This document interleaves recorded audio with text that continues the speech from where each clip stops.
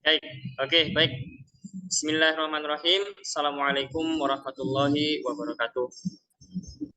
Salam sejahtera untuk kita semua. Selamat malam, teman-teman. Hari ini kita akan melanjutkan bimbingan belajar kita mengenai tugas LMS ya. Kalau kemarin kita pertemuan pertama itu sudah sempat saya singgung mengenai PPL. Kemudian pertemuan kedua kita sudah membahas tentang topik itu PPDB. Kemudian pertemuan ketiga kita sudah membahas tentang topik 1 mata kuliah PPA 1.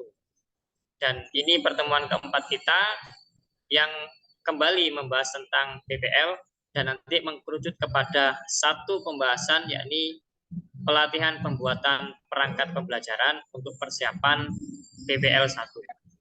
Namun sebelum itu saya ingin kembali menjelaskan ya, karena mungkin ada teman-teman baru yang join di bimbel yang saya buat ini, sehingga saya ingin menjelaskan ulang mengenai tentang PPL agar pemahaman teman-teman itu sinkron ya. Dan mungkin masih ada kebingungan tentang PPL 1 ini bagaimana, teman-teman nanti bisa sedikitnya dilakukan pertama kali, apa yang harus disiapkan menghadapi PPL, sehingga nanti ketika penerjunan PPL teman-teman itu sudah tidak ada lagi hal-hal yang mungkin masih dibingungkan. Nah, untuk PPL sendiri, di sini saya layar teman-teman itu saya sudah membuka LMS saya. Mungkin tampilannya agak sedikit berbeda dengan LMS yang tahun ini, karena LMS tahun ini itu sinkron dengan PMM atau Platform Merdeka Mengajar. Sementara LMS tahun lalu itu linknya atau websitenya langsung ke sinkron dengan SIM PKB, sehingga tampilannya mungkin agak sedikit berbeda. Tetapi setelah saya cek tadi di LMS teman saya yang tahun 2023 ini, ternyata isinya tetap sama. Maksudnya isi daripada LMS-nya itu khususnya di mata kuliah PPL 1 ini masih sama. Kalau teman-teman sudah bisa akses LMS-nya sambil coba dilihat isinya. Kalau masih belum, silakan bisa disimak ini sambil melihat layarnya ya. Oke, untuk PPL sendiri itu ada beberapa kegiatan yang harus teman-teman lakukan dan beberapa tagihan tugas yang harus teman-teman kerjakan. Nah, yang pertama di situ kan ada simulasi LMS. Kalau simulasi LMS itu teman-teman bisa view-view saja dilewati, karena mungkin teman-teman sebelum penerjunan PPL sudah masuk ke tugas mata kuliah yang lain ya, misalkan filosofi pendidikan dan lain-lain, yang mana itu juga teman-teman itu sudah paham mengenai simulasi LMS-nya itu bagaimana cara mengumpulkan tugasnya dan lain sebagainya. Kemudian ada pendahuluan praktik pengalaman lapangan ya. Ini pendahuluan ini juga merupakan salah satu kata pengantar yang mungkin teman-teman juga bisa baca.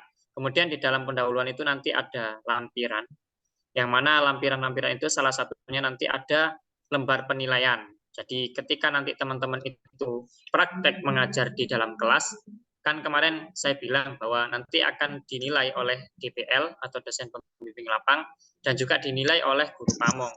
Nah, penilaian itu ada lembar penilaiannya. Jadi ada lembar penilaiannya. Nah, lembar penilaiannya itu dari mana? Ya, ada di LMS. Nanti cari lampiran, bagian lampiran. Nah, kemudian teman-teman, setelah pendahuluan di sini itu ada yang namanya orientasi PPL 1. Nah, orientasi itu apa? Orientasi itu merupakan pengenalan sekolah. Biasanya kan kalau kita masuk pertama kali sekolah, di sekolah baru ada masa orientasi, masa pengenalan sekolah ya. Sama halnya dengan ini. Orientasi PPL 1 itu teman-teman masa pengenalan sekolah tempat PPL teman-teman. Nah, jadi pertama mungkin teman-teman akan diantar oleh DPL untuk tembung atau bahasa halusnya itu memohon izin untuk melakukan praktik pengalaman lapangan 1 di sekolah tersebut. Kemudian juga teman-teman mungkin akan dikenalkan beberapa guru pamong yang akan membersamai teman-teman, serta di situ juga teman-teman harus bertanya kepada guru pamong, teman-teman itu dapat kelas berapa. Misalkan SMP saya dapat kelas 7 atau kelas 8 atau kelas 9 gitu Bapak Ibu. Nah, Kemudian juga teman-teman juga harus tahu, misalkan dapat kelas 8. Kelas 8 itu yang mana? Kelas A, kelas B, kelas C, kelas D, dan lain sebagainya itu nanti ditanyakan ketika orientasi. Orientasi ini sifatnya tidak ada acara formal ya. Mungkin ada acara formal jika memang perizinan dari pihak LPTK ke sekolah itu sangat bagus, misalkan baik, maka nanti dibuatkan satu acara resmi dari pihak sekolah yang akan menyambut kita untuk melaksanakan orientasi itu. Kemudian juga setelah tahu kelasnya mana, teman-teman juga harus sudah bertanya kepada guru pamong untuk materi di kelas 8A, katakanlah saya dapat kelas 8A. Materinya itu tentang bab apa gitu terakhir gitu. Nah, itu tanyakan. Kenapa saya bilang seperti itu? Karena itu penting. Nanti teman-teman kan akan praktek mengajar nih. Harus tahu babnya yang mana yang akan dijadikan praktek pengajar. Sehingga teman-teman bisa menyiapkan perangkat pembelajarannya lebih dulu. Nah, kalau orientasinya itu orientasinya itu tidak ada acara resmi, maka teman-teman yang ambil atau jemput bola, sehingga teman-teman itu aktiflah bertanya kepada pihak akademik sekolah, pihak DPL, pihak guru pamong tentang bagaimana pelaksanaan PPL ini berlangsung. Nah, kemudian orientasi ini dilaksanakan kapan? Dilaksanakan ketika teman-teman diterjunkan hingga ya mungkin ya 1-2 hari orientasi itu dilaksanakan, tapi sifatnya tidak formal, tidak harus ada acara yang diadakan secara formal oleh pihak sekolah. Kemudian juga minta tolong co-hostnya bisa mengadmit yang belum join ini ya, izinkan masuk, soalnya saya juga agak kewalahan karena saya share screen. Kemudian setelah orientasi itu ada masa observasi. Nah, observasi itu bagaimana? Nah, ini ada tugas laporannya ya. Di bagian observasi itu ada tugas laporan. Kalau orientasi masih belum ada tugas. Kenapa, Dipa? Mohon yang belum di-mute bisa di-mute dulu suaranya biar tidak mengganggu yang lain. Nah, coba ya saya cek dulu di bagian orientasi. Nah, di orientasi ini tidak ada tagihan tugas, tapi teman-teman diminta untuk menyampaikan satu diskusi di ruang kolaborasi, gitu ya. Nah, kemudian setelah orientasi nanti ada masa observasi. Observasi ini ada tagihan tugasnya. Nah, ini tagihannya apa di sini? Berupa laporan observasi. Nah, observasi itu dilaksanakan di mana? Sebisa mungkin teman-teman melaksanakan observasi itu di pekan pertama ketika teman-teman sudah penerjunan. Nah, kemudian kalau memang belum selesai menyelesaikan laporan observasi di minggu pertama itu, di pekan pertama, maka lanjutkan di pekan kedua, tapi usahakan dipercepat untuk laporan observasinya. Sebetulnya kalau laporan observasi mau dilaksanakan di akhir sebelum penarikan pun nggak apa-apa. Maksudnya penyusunan laporan observasi itu dilaksanakan nggak apa-apa. Tapi di dalam laporan itu kan ada beberapa informasi yang teman-teman itu harus isi dan mencari tahu. Nah, itu usahakan mencari tahunya untuk bisa mengisi laporan observasi itu kan butuh informasi yang dicantumkan. Nah, itu mencari tahunya di pekan pertama. Itu hal yang pertama teman-teman harus laksanakan ketika penerjunan itu. Jadi biar nggak bingung, ketika saya diterjunkan pertama kali, saya orientasi, setelah itu saya mencari informasi untuk bahan laporan observasi saya. Itu di pekan pertama. Nah, untuk laporan observasinya, teman-teman bisa lihat ya di Google Drive masing-masing di semester 1, nanti diklik di semester 1, kemudian di bagian praktek pengalaman lapangan 1, ya, praktek pengalaman lapangan 1 nanti ada observasi. Sebentar ya. Apakah yang ini? Ya, betul. Karena layar saya agak tertutup ini ya, tertutup dengan galeri foto teman-teman di sini, Zoom. Nah, ini bagian observasi di sini, klik aja yang observasi, nanti ada laporan observasi. Nah, silakan ini bisa di-download teman-teman, kemudian di situ di dalamnya ada apa saja. Nah, itu dilihat, mungkin di list. Nah, setelah itu teman-teman ketika pekan 1 silakan mencari informasi apa yang dibutuhkan di saat laporan observasi itu. Gitu ya, itu di pekan pertama. Kemudian kita kembali ke setelah observasi. Nah, setelah observasi teman-teman akan melaksanakan asistensi mengajar. Nah, asistensi mengajar itu sifatnya kondisional. Teman-teman bisa melakukan ini di pekan pertama, misalkan ada kesempatan asistensi mengajar boleh. Kemudian kalau misalkan di pekan kedua atau ketiga, keempat boleh. Sifatnya kondisional. Apa itu asistensi mengajar? Asistensi mengajar itu kita idealnya adalah kita melihat guru pamong kita mengajar di kelas. Itu adalah asistensi mengajar secara idealnya.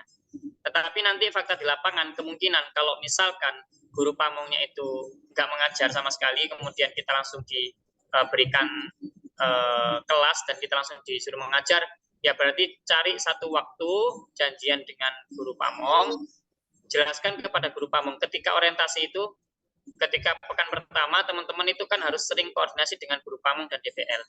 Nah, koordinasi guru pamong itu salah satunya adalah menjelaskan bahwa teman-teman punya tagihan selama PPL ini ada asistensi mengajar namanya Bapak Ibu. Asistensi mengajar itu gimana?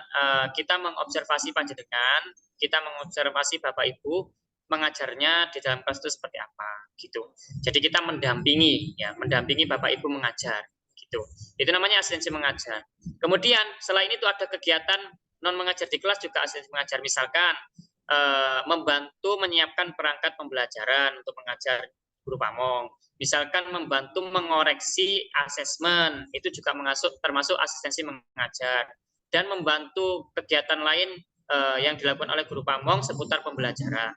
Apakah di sini ada tagihannya juga? Iya, di bagian asisten mengajar juga ada tagihannya di sini ya. Ya, ini berupa tagihan laporan dokumentasi asistensi mengajar. Nah, teman-teman juga bisa lihat di bagian Google Drive ya. Di Google Drive yang semester 1 tadi ada bagian nanti dicari di Google Drive-nya bagian asistensi mengajar. Itu laporannya cuma sifatnya foto-foto. Jadi untuk kegiatan, kemudian kegiatan itu kegiatan ngapain gitu ya. Jadi teman-teman mohon sekali lagi yang masih on mic bisa di off-kan ya. Nah, foto-foto itu bisa ketika teman-teman ngoreksi kerjaannya siswa disuruh oleh guru pamong, kemudian bisa ketika di kelas membantu mengajar guru pamong, bisa tadi sedang koordinasi dengan guru pamong menyiapkan perangkat pembelajaran dan sebagainya. Itu setiap ada kegiatan itu teman-teman foto aja. Makanya saya bilang tadi asistensi mengajar ini sifatnya kondisional.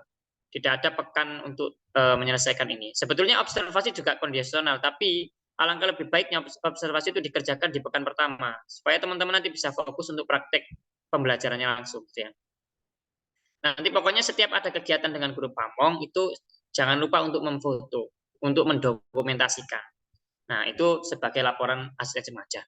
Kemudian yang berikutnya ini adalah intinya, yakni praktik pembelajaran terbimbing atau PPT singkatannya ya, praktik pembelajaran terbimbing.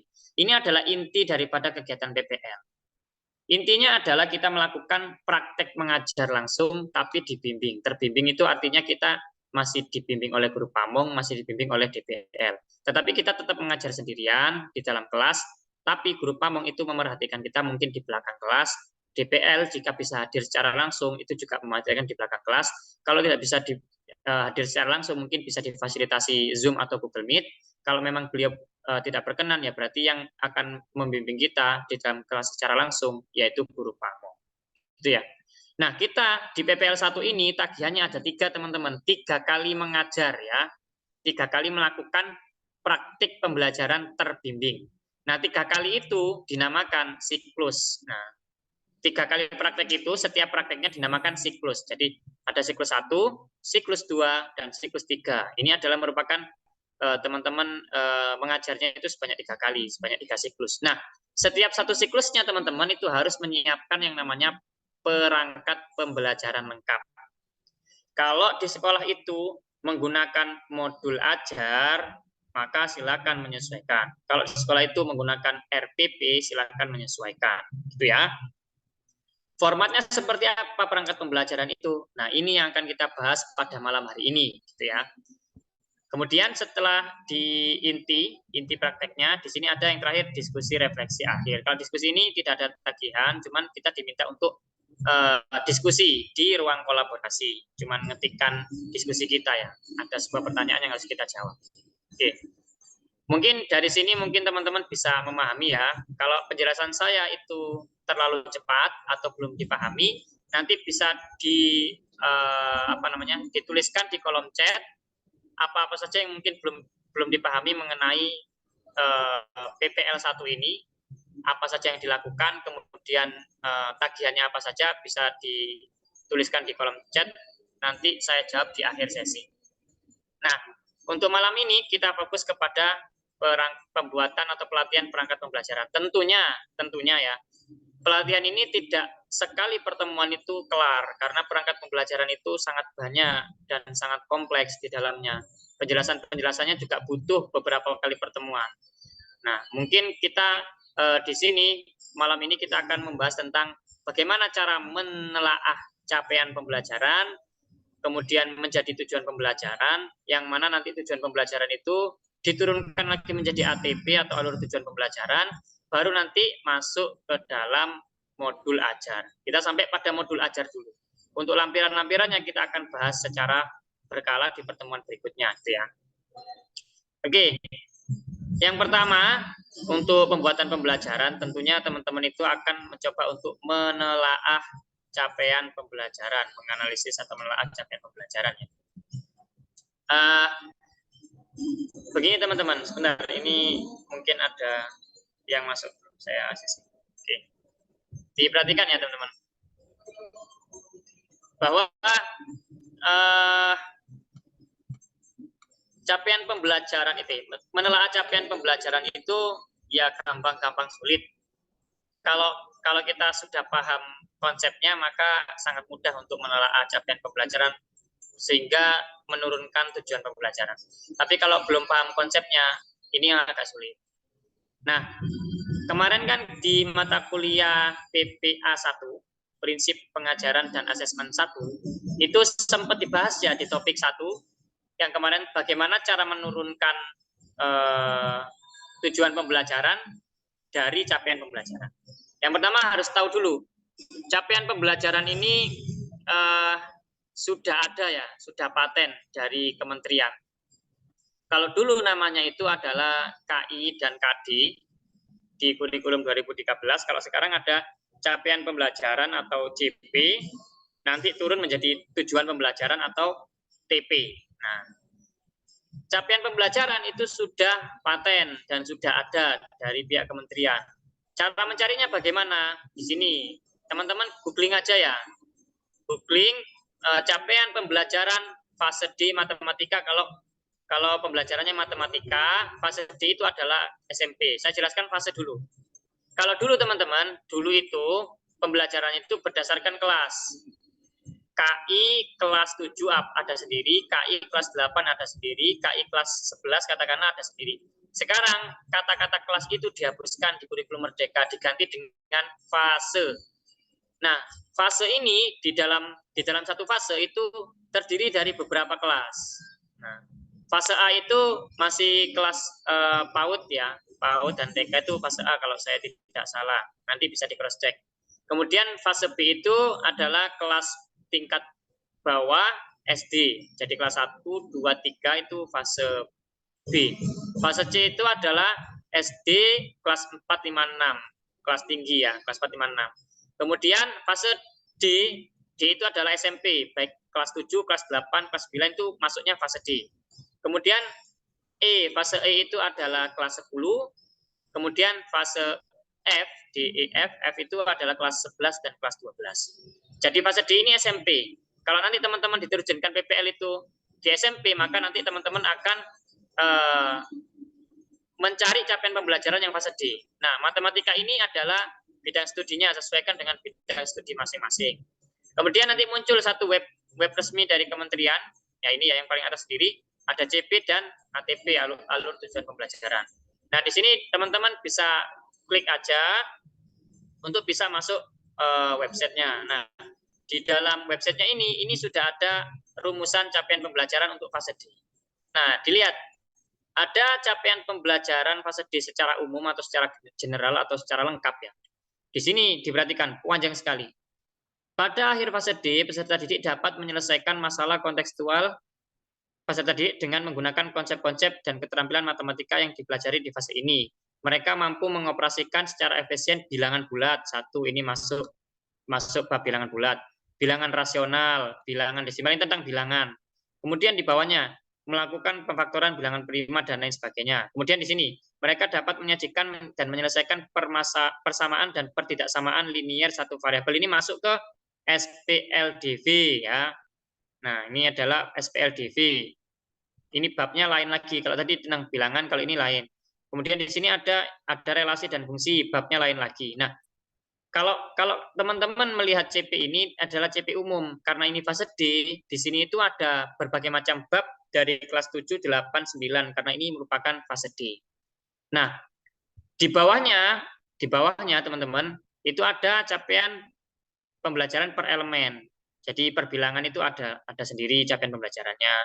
Kemudian aljabar ada sendiri. Di dalam aljabar ini, di dalam per elemennya juga mencangkup kelas 7, 8, 9 ya.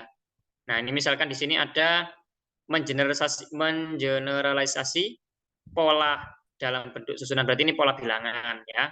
Kelas 8 kalau yang kurmer dulu. Kurikulum 13, sorry. Kemudian di sini ada relasi dan fungsi, nah, kan ya. Kemudian di sini ada aljabar ya. Dan lain-lain. Ini tetap masih di dalam beberapa kelas. Nah, dari capaian pembelajaran ini itu nanti teman-teman ambil satu bab sesuai dengan nanti saya itu mengajar bab mana. Maka tadi di awal saya katakan bahwa ketika teman-teman itu orientasi, maka teman-teman sampaikan diskusilah kepada guru pamong, saya dapat kelas apa, kemudian kelas itu sekarang bab terakhirnya apa. Nah, kemungkinan teman-teman mungkin sekarang sudah ada yang diterjunkan PPL ya, tapi pasti belum melaksanakan praktek mengajar di kelas pasti. Nah, beberapa LPTK bahkan mungkin ada yang belum diterjunkan. Nah, kemungkinan besar baru benar-benar aktif diterjunkan itu adalah ya mungkin 1-2 minggu ke depan. Nah, 1-2 minggu ke depan itu masa PTS atau UTS-nya anak-anak sekolah SMP kalau di Jawa Timur ya. Jadi kemungkinan besar teman-teman akan masuk kelas untuk mengajar itu adalah setelah PTS. Jadi sekarang teman-teman coba dilihat bab setelah PTS itu bab apa? Yang sudah penerjunan kan sudah dapat kelas. Kalau belum silakan koordinasi dengan guru pamong kelas mana. Misalkan kelas 8. Nah, nanti lihat bab setelah PTS itu bab apa mereka. Nah, itu yang disiapkan perangkat pembelajarannya. Gitu ya. Karena menyiapkan 3 siklus, 3 perangkat pembelajaran itu tidak tidak sebentar, butuh waktu. Jadi sebisa mungkin materi yang akan diajarkan itu teman-teman sudah harus dapat. Nah, dari materi itu katakanlah misalkan nanti saya mau mengajar tentang SPLDV. Nah, dari sini itu diambil pada akhir fase D peserta didik dapat, kemudian carilah di sini tentang sistem persamaan. Dan dapat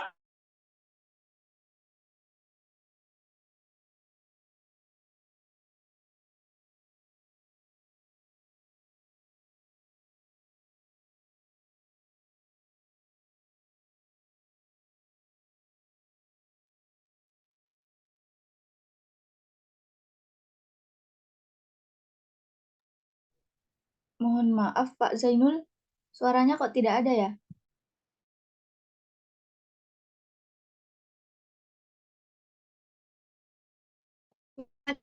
apakah suara saya terdengar ya?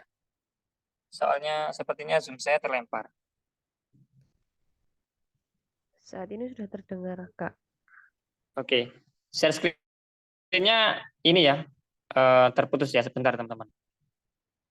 Ditunggu ya, wait.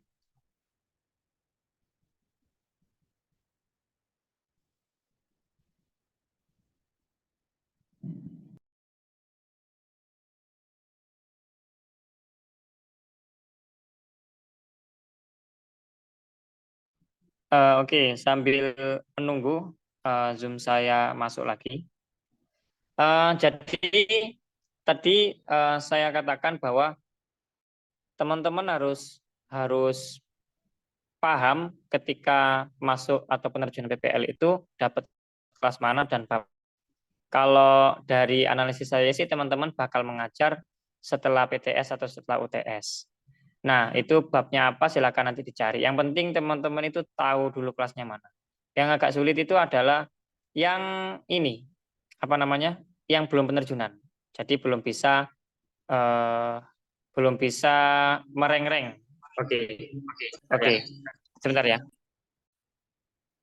Oke, sudah kembali ya. Sudah bisa terdengar ya. Saya lanjutkan lagi share screen saya.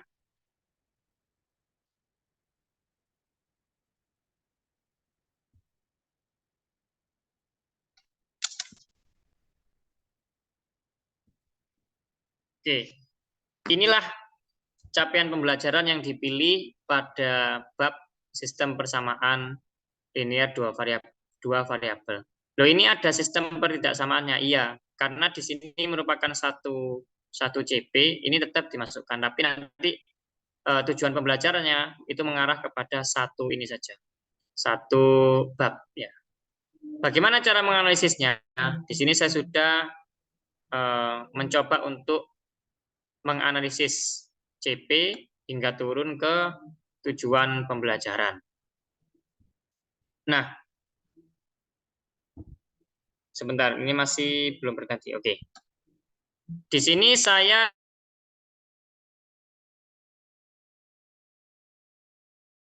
sekolah PPL saya, kemudian penyusunnya siapa, kemudian elemennya apa. Karena SPLDV itu masuk elemen aljabar, tadi kan ada elemen yang di bawah itu capaian pembelajaran.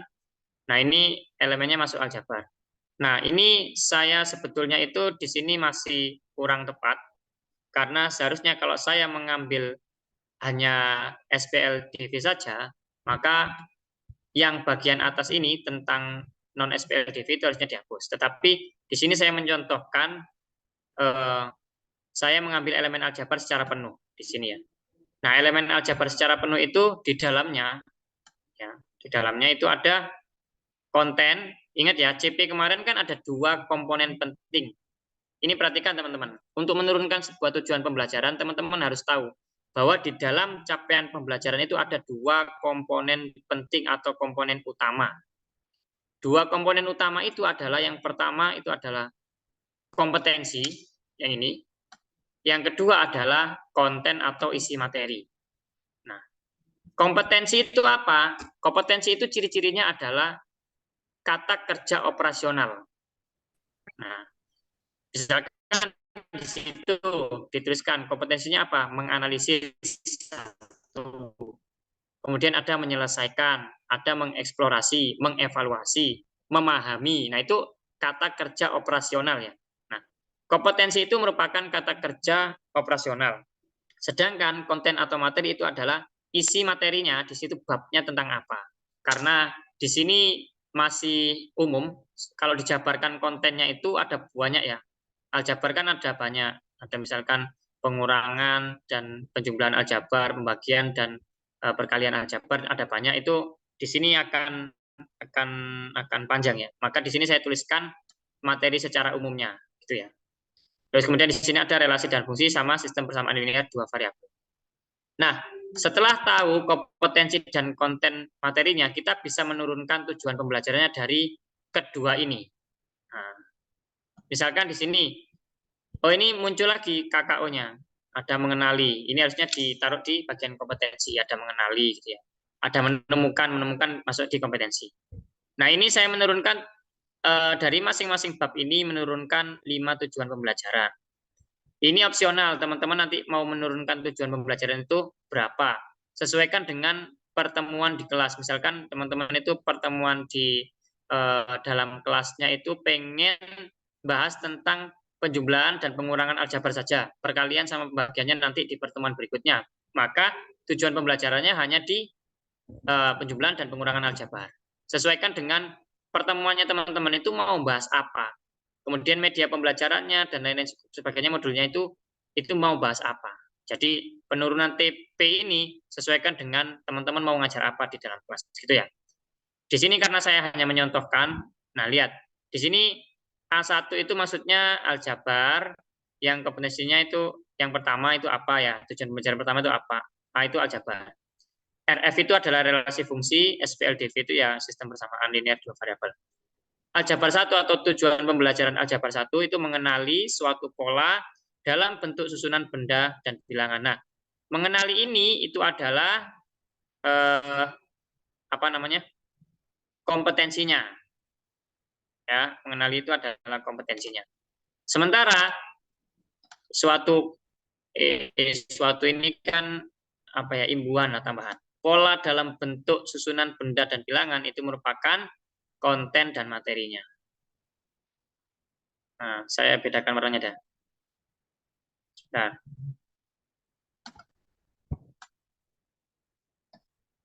nah jadi perhatikan teman-teman ya, bahwa di dalam menurunkan tujuan pembelajaran dari capaian pembelajaran itu ada dua komponen. Di dalam capaian pembelajaran itu ada dua komponen penting, yaitu kompetensi dan juga konten materi. Kalau sudah paham kompetensinya mana, konten materinya mana, menurunkan TP itu sangat mudah. Misalkan di atas ini, lebih spesifiknya, saya akan membahas atau menurunkan tujuan pembelajaran dari capaian pembelajaran yang sistem persamaan linear dua variabel. Ya.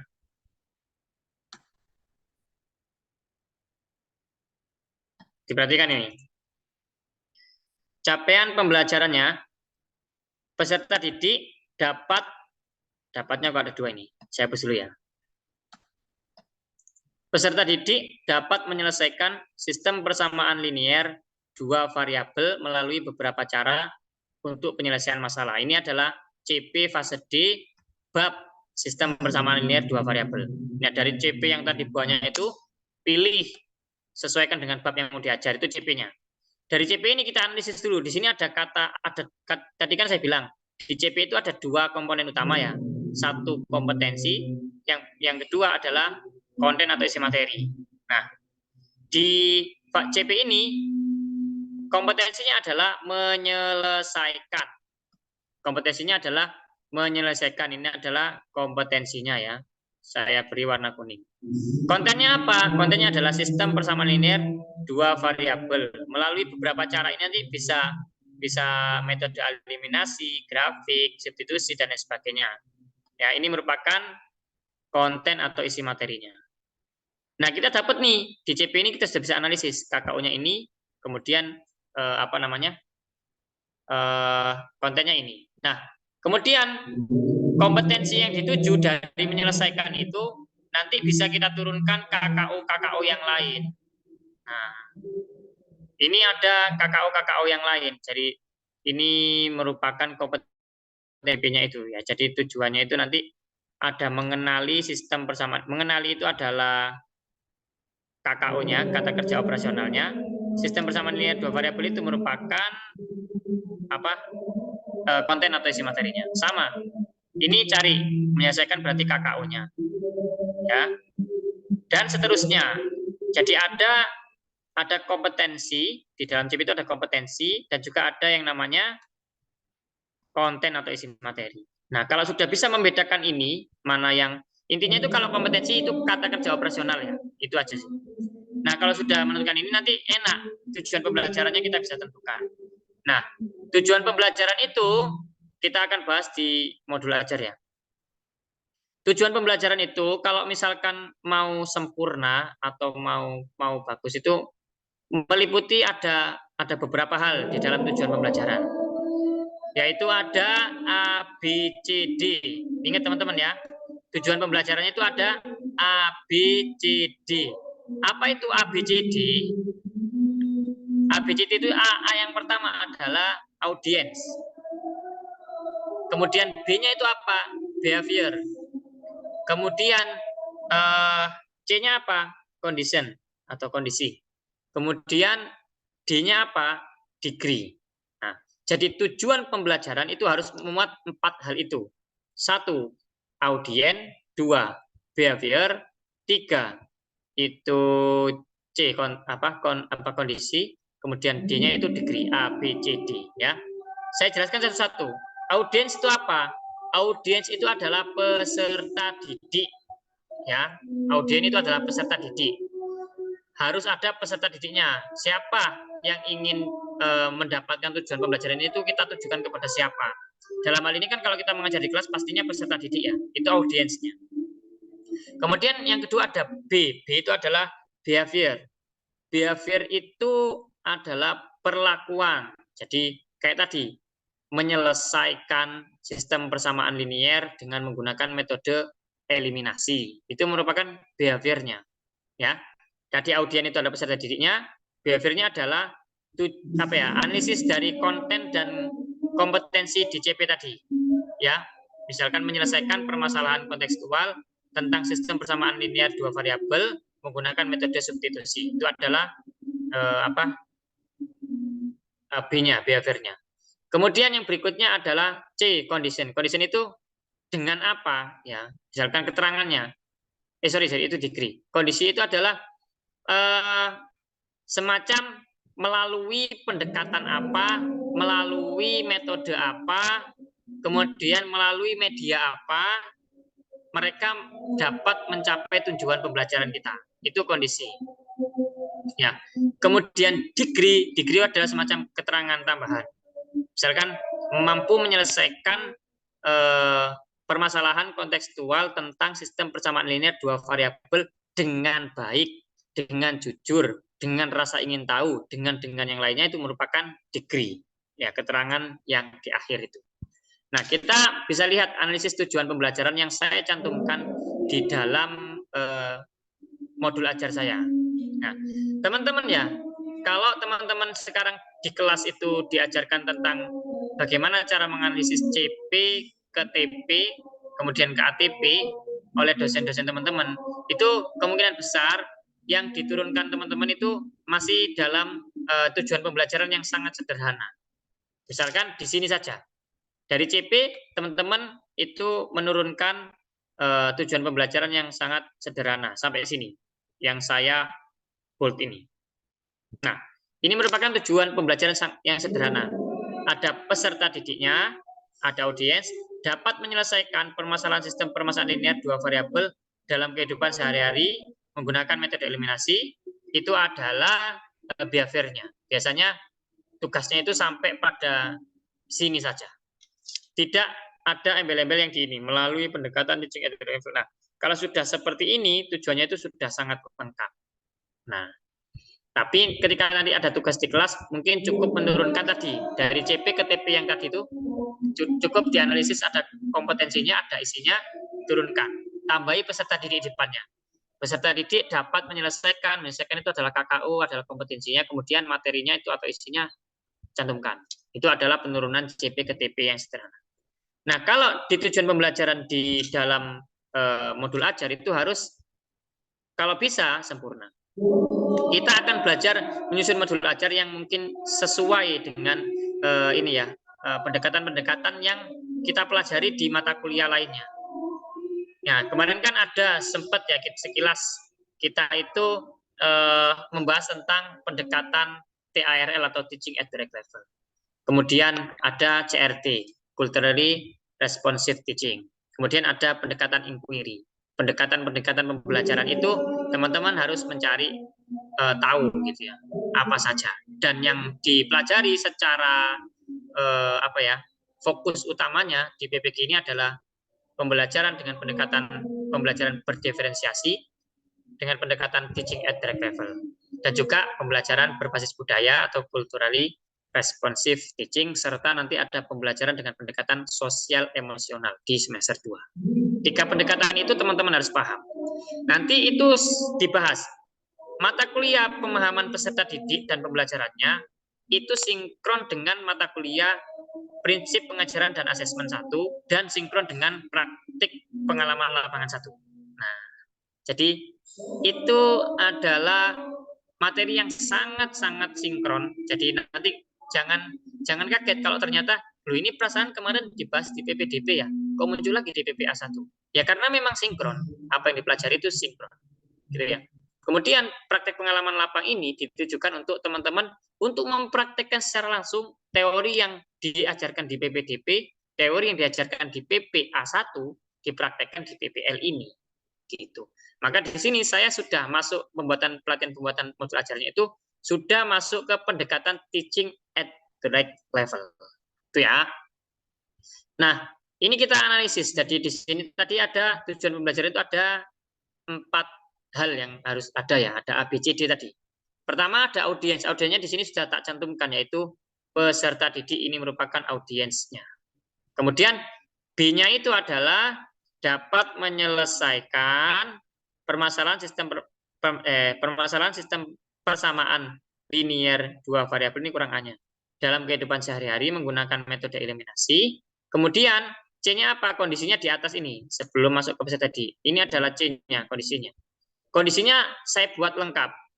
Jadi melalui pendekatan teaching at the right level atau TARL dengan model pembelajaran problem based learning yang dipadukan dengan metode diskusi, penugasan, dan presentasi berbantuan PPT serta lembar kerja peserta didik.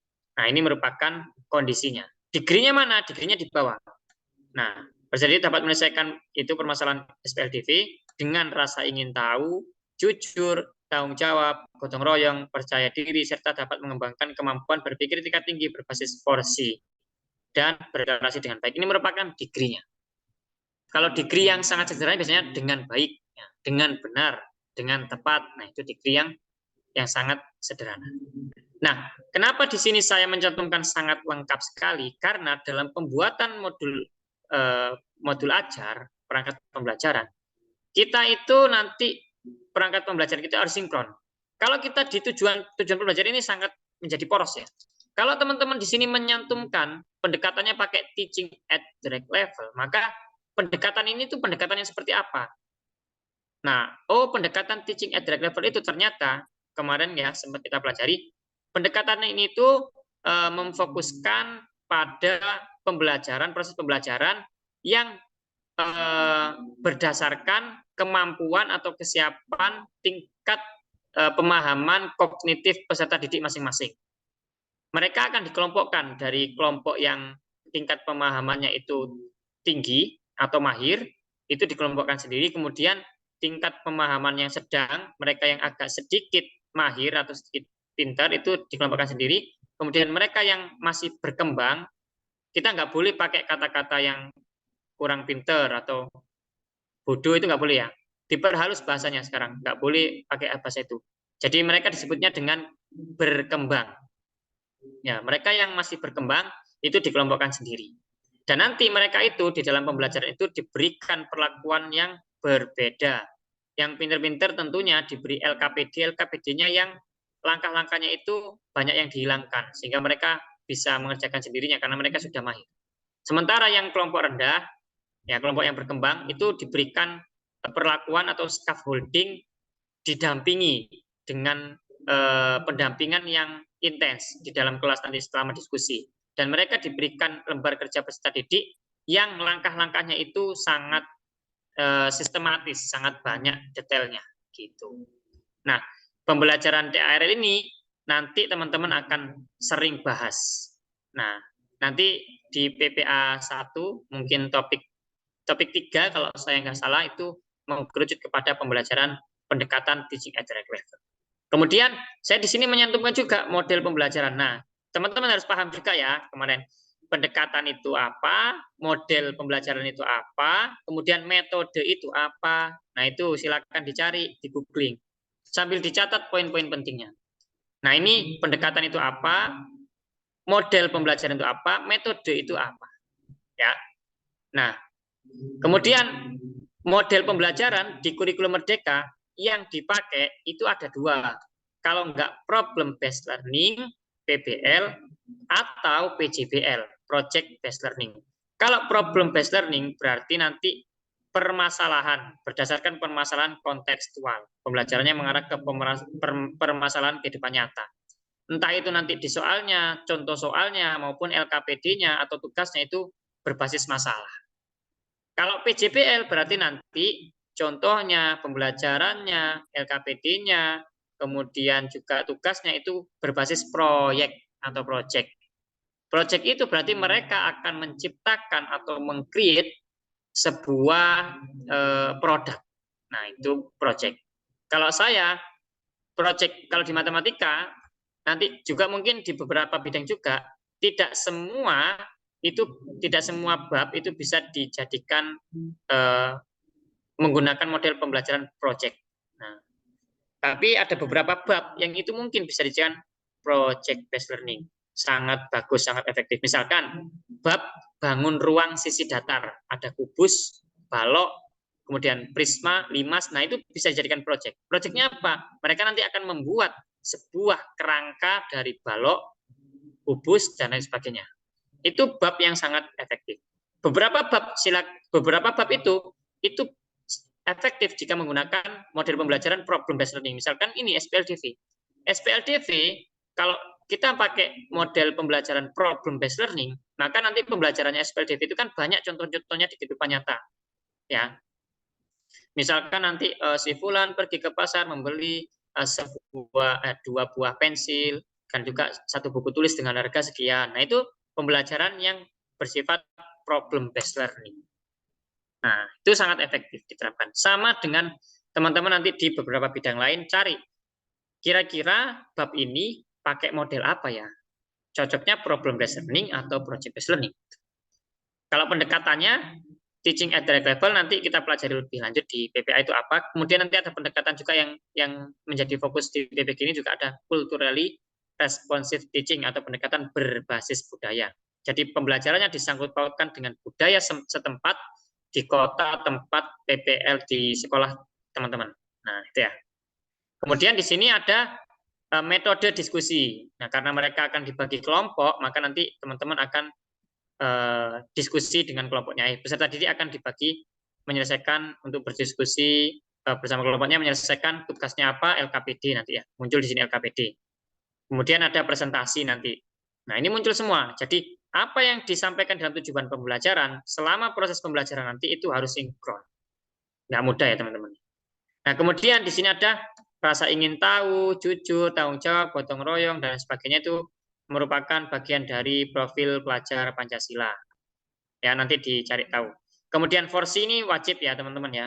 Sekarang itu kita harus menyantumkan pembelajaran itu harus berbasis forsi. Forsi itu apa? Ada kemampuan komunikasi, kemampuan berkolaborasi, kemampuan untuk critical thinking, kemudian pemecahan masalah, dan kreativitas serta inovasi. Itu 4C. Ini dicantumkan ya teman-teman. Pembelajarannya harus mencantumkan ini.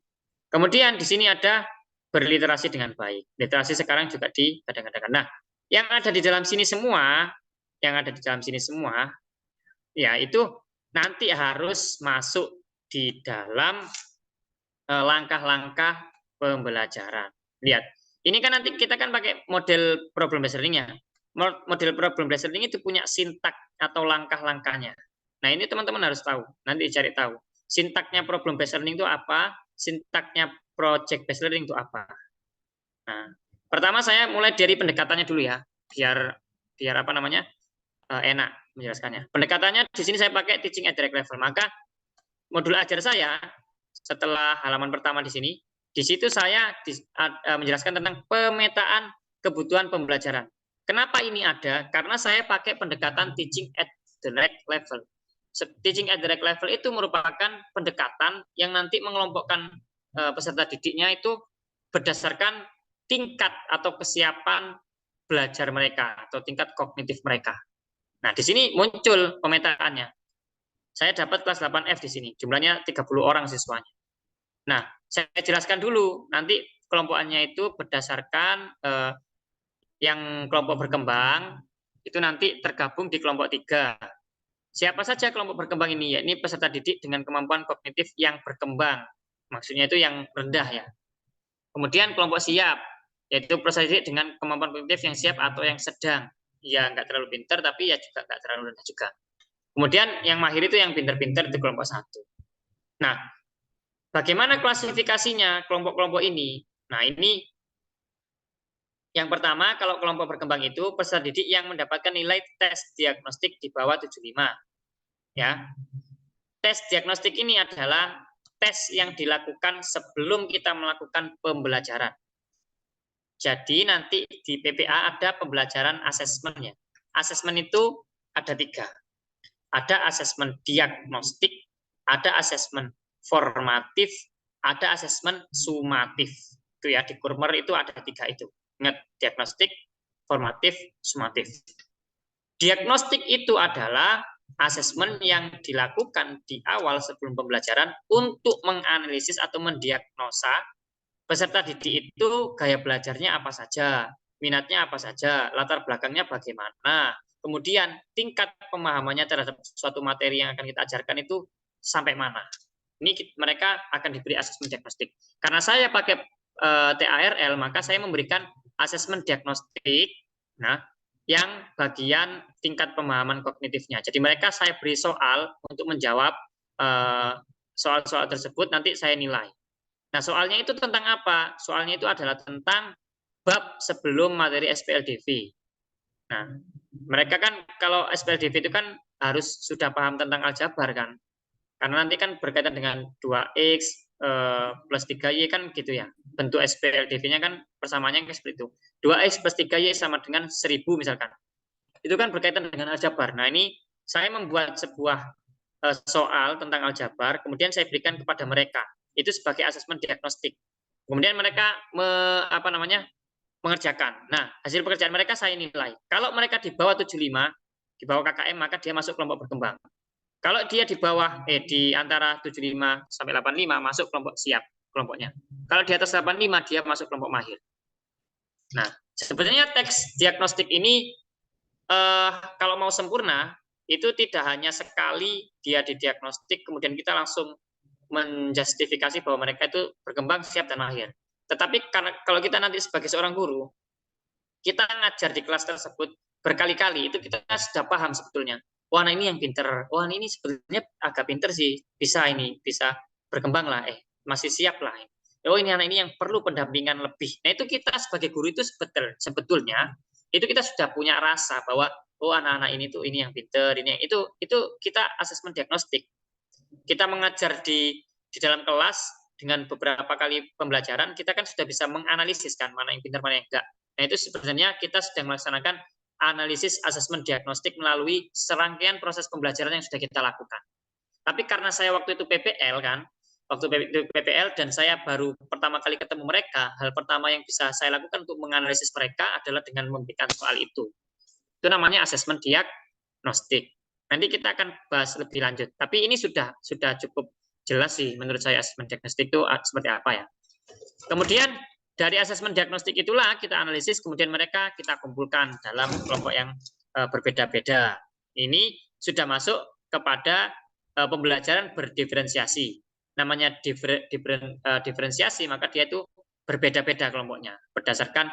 Nah, kalau pembelajaran berdiferensiasi itu bisa berdasarkan gaya belajar, bisa berdasarkan minat, bisa berdasarkan kesiapan belajar mereka. Nah, yang ketiga ini berdasarkan kesiapan mengajar mereka atau berdasarkan tingkat kognitif mereka itu dikatakan sebagai pembelajaran atau dengan pendekatan teaching at direct level. Jadi teaching at direct level itu sebenarnya bagian dari salah satu pembelajaran berdiferensiasi. Nah, jadi seperti itu ya teman-teman ya, kita melakukan tes diagnostik dulu. Kemudian bagaimana perlakuan kita dari masing-masing kelompok itu? Nah, ada diferensiasi itu ada banyak, ada diferensiasi konten, ada diferensiasi proses, dan lain-lain ya. Ada diferensiasi produk. Nanti ada diferensiasi lingkungan, ada 4. Diferensiasi konten, proses, kemudian produk, sama lingkungan. Nah, diferensiasi konten itu adalah bagaimana kita itu membedakan kontennya, atau selama proses pembelajaran itu materinya itu kita bedakan. Di mana? Di LKPD-nya. Jadi LKPD kelompok yang mohon maaf sedikit rendah kemampuannya, dia akan diberikan LKPD dengan banyak pemantik atau banyak langkah-langkah. Nah, itu kita sudah melakukan perlakuan yang berbeda. Sementara yang siap nih kan ya, yang siap itu beberapa pemantik. Jadi nggak banyak. Ya ada tapi beberapa. Yang mahir itu sedikit atau mungkin bahkan dihilangkan pemantiknya. Itu ya. Saya di sini masih menyantumkan kata sedikit, kenapa? Ternyata kondisi siswa saya ketika saya PPL itu nggak bisa kita lepas, walaupun dia dalam dalam kelompok mahir, tesnya mahir, tapi mereka nggak bisa dilepas. Untuk matematika ya, mereka nggak bisa dilepas begitu saja. Harus ada sedikit langkah yang diberikan untuk memantik mereka. Itu ya. Itu namanya diferensiasi konten. Jadi isi LKPD-nya kita bedakan. Kita bedakan. Kemudian ada diferensiasi proses. Jadi proses itu ketika mereka diskusi, kita kan keliling kelompok. Nah, perlakuan kita itu merupakan prosesnya. Nah, maka yang berkembang ini kita akan memberi scaffolding penuh. Jadi kita akan dampingi secara penuh mereka mengerjakan LKPD-nya itu. Bukan memberi jawabannya, tapi mendampingi. Kemudian yang berikutnya, kalau yang siap itu diberi scaffolding, tapi tidak penuh atau sebagian. Yang mahir itu hanya diberi penguatan atau konfirmasi atas jawaban dan motivasi. Misalkan mereka ada yang tanya, Pak, saya mau tanya, nanti kelompok mahir, kelompok 3, kelompok 1, kelompok 1 kalau misalkan ada pertanyaan angkat tangan ya, Bapak sekarang sedang membersamai kelompok 3, teman-temanmu yang lain. Mereka tanya, kalau tanya kita berikan pengarahan. Gitu ya. Selagi mereka nggak tanya, ya udah, biarkan mereka berkembang dengan sendirinya. Biarkan mereka mengkonstruksi sendiri pemahaman mereka. Nah, itu ya, tadi sudah saya jelaskan di atas itu harus ada analisis asesmen diagnostiknya. Supaya membedakan modul ajar yang biasa dengan modul ajar yang berdiferensiasi dengan pendekatan TARL. Nah, setelah itu di sini modulnya ada informasi umum, ada identitas modul, ada nama penyusun, satuan pendidikan, tahun penyusunan, jenis sekolah, fase, semester, dan sebagainya. Format modul ajar ini bisa teman-teman lihat di bagian perangkat ya, di apa namanya Google Drive yang sudah saya siapkan bagian perangkat. Di sini ada, cari aja di sini modul ajar ini, modul ajar TARL ya yang bawah, ya. Silakan teman-teman bisa mencari di bagian modul ajar. Kemudian kita lanjutkan. Nah, setelah identitasnya ada, ya, itu ada elemennya karena di sini SPLDV elemennya aljabar. Kemudian ada capaian pembelajarannya. Karena di sini saya hanya SPLDV, maka saya di sini cantumkan capaian pembelajarannya hanya SPLDV. Ya. Kemudian ini masih ada pertidaksamaannya. Sebenarnya kalau mau SPLDV-nya saja itu di sini. Sampai ini aja. Itu capaian pembelajarannya ya. Fokus di SPLDV atau bab SPLDV. Kemudian dari SPLDV ini kita turunkan menjadi tujuan pembelajaran. Di sini secara lengkap dan sempurna. Nah, ingat, saya tadi katakan, semua yang ada di sini itu harus masuk di dalam langkah-langkah dalam modul ajar ini. Kita tadi sudah bahas teaching at the right level ya, bahwa di dalam modul ajar ini kalau kita cantumkan di tujuan pembelajaran kita pakai pendekatan TARL, maka di atasnya harus ada analisis dulu, pemetaan kebutuhan peserta didiknya. Kemudian di sini saya menggunakan model pembelajaran problem based learning, nanti ada sintak. Nah, setelah tujuan pembelajaran di sini ada kompetensi awal. Jadi mereka itu masuk ke bab SPLDV itu harusnya mereka sudah memahami tentang persamaan linear satu variabel dan operasi hitung aljabar. Supaya mereka bisa lanjut ke bab SPLDV ini. Itu kompetensi awal mereka.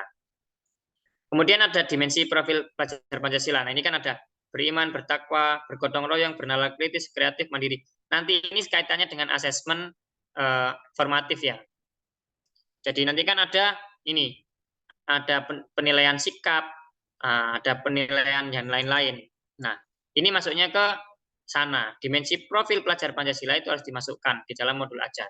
Nah, ini masuk di dalam degree tadi, di tujuan pembelajaran kan ini dengan rasa ingin tahu, jujur, ada tanggung jawab, gotong royong, percaya diri. Di sini saya menyentuhkan ya, ada banyak ya, ada tanggung jawab, gotong royong, percaya diri.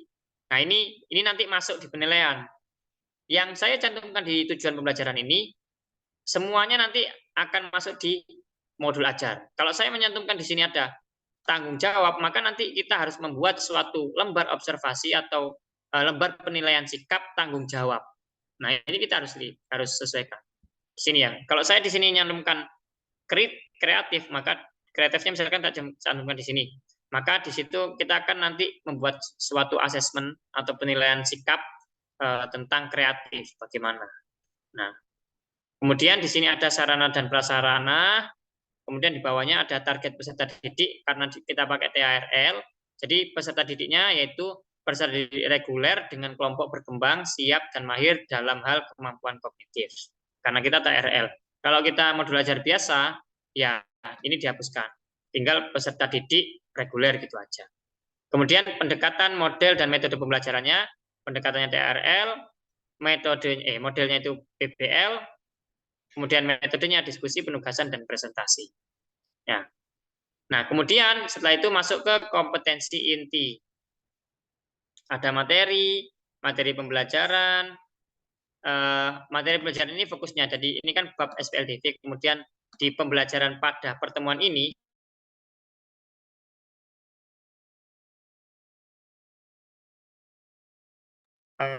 mohon maaf, sepertinya saya terlempar lagi ya, karena WiFi saya sedang bermasalah lagi. Oke ya, sambil menunggu teman-teman, mungkin ada pertanyaan dulu. Sambil menunggu koneksi saya, mungkin ada pertanyaan. Silakan teman-teman yang mau bertanya bisa langsung disampaikan tentang apa yang sudah saya jelaskan. Ini ada di obrolan juga ada beberapa yang ditanyakan ya. Dari saya milih dari atas. Oh, oke, sudah masuk lagi sebentar.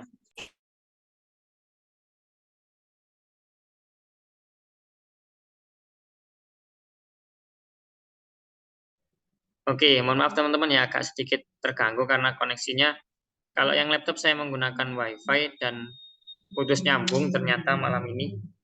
Kalau yang HP saya menggunakan paket data, sehingga yang HP mungkin masih bisa sambung terus. Yang laptopnya masih agak kendala. Oke, kita lanjutkan ya. Nanti pertanyaannya saya jawab ketika selesai ya. Nah, jadi di sini ada materi pembelajaran, kemudian ada pemahaman bermakna. Ini bisa dibaca ya, bisa dibaca dan dipahami. Kan ada format modul ajarnya di Google Drive, silakan dibaca dan dipahami. Kalau nggak paham nanti kita bahas di grup WA. Kemudian ada pertanyaan pemantik, ada materi ajar meliputi fakta, konsep, prinsip, dan prosedur bab SPLDV. Baru nanti di intinya ada, di sini ada media pembelajaran, dain ini intinya. Sebentar. Nah, ini merupakan intinya, ada kegiatan pembelajaran. Nah, ingat ya, tadi saya bilang, berkali-kali saya bilang, apa yang saya cantumkan di tujuan pembelajaran itu harus sinkron dengan langkah-langkah yang saya cantumkan di modul ajar ini. Nah, ini yang nggak didapatkan oleh LPTK lain ya. Alhamdulillahnya saya diajarkan tentang ini, sehingga modul ajar saya itu alhamdulillahnya itu sinkron dan saya paham apa yang saya pelajari ketika saya di LPTK di PPG kemarin itu. Saya merasa beruntung ya diletakkan di Universitas Islam Malang karena dosen-dosennya itu mengajarkan dengan semaksimal mungkin sehingga saya paham, sehingga sekarang saya bisa berbagi ilmu dengan teman-teman. Nah, kalau modul ajarnya bagus, nanti kaitannya dengan ujian kinerja atau UKIN. Nanti kan teman-teman lulus ada UKIN ya. UKIN itu yang dinilai juga modul ajarnya. Gitu. Format modul ajar itu apakah ada? Sebenarnya format modul ajar tidak ada. Kita mau pakai format apapun, monggo. Tapi isinya itu harus ada beberapa komponen yang dicantumkan. Dan yang saya jelaskan ini adalah isi yang secara menurut saya itu sudah lengkap. Nah, di sini saya membuat sebuah tabel. Jadi tadi kan saya pakai pendekatan TARL ya. Di sini ada hubungan antara pendekatan TARL, profil pelajar Pancasila, porsi, kemudian literasi, serta nanti model pembelajaran PBL dalam langkah-langkahnya. Nah, karena tadi tujuan pembelajaran kita mencantumkan itu, kita harus tanggung jawab di bawah ini, kita harus sinkronkan. Ya. Kenapa di sini saya kasih warna-warna? Ini hanya memudahkan aja teman-teman. Nah, hanya memudahkan. Yang pertama sintaks model pembelajaran. Nah, sintaksnya ini ada karena saya pakai PBL itu ada 5. Dia punya 5 fase. Orientasi, kemudian mengorganisasikan peserta didik, kemudian fase 3 membimbing, kemudian fase 4 mereka itu akan presentasi, fase 5 mereka akan penutup ya. Mereka akan menganalisis dan mengevaluasi, menyimpulkan apa yang sudah dipelajari. Itu adalah fasenya PBL. Kalau teman-teman pakai model pembelajaran PJBL, fasenya ada sendiri. Nanti silakan dicari fasenya model PJBL itu apa.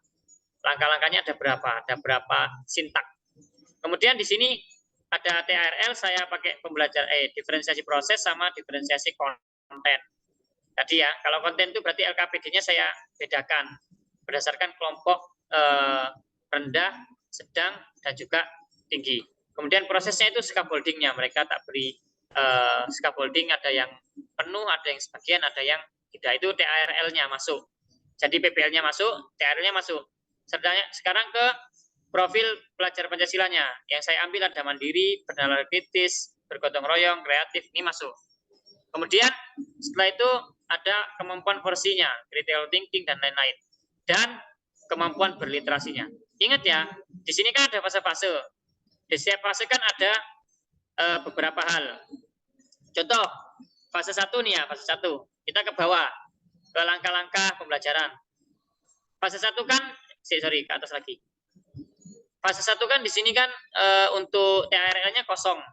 Kemudian PPP-nya, profil pelajar Pancasilanya ada mandiri sama bernalar kritis yang muncul. Kemudian kemampuan versinya ada critical thinking saja yang muncul. Literasinya ada menyimak, mengamati, serta literasi lisan. Nah, ini di fase 1 ya. Maka di bawah harus sinkron. Nah, ini masih pendahuluan, ada orientasi dan lain sebagainya. Nanti ada kegiatan inti. Nah, ini kegiatan inti. Kegiatan inti kita masukkan sintak problem based learning-nya. Ada fase 1. Fase 1 tadi orientasi peserta didik. Ingat ya, TRL-nya kan nggak muncul. TRL tadi warna biru, saya blok warna biru kan. Di sini nggak muncul. Sesuai dengan tabel tadi. Di fase 1 tidak ada muncul sama sekali tentang TRL. Ini sudah masuk fase 2 ya. Nah, yang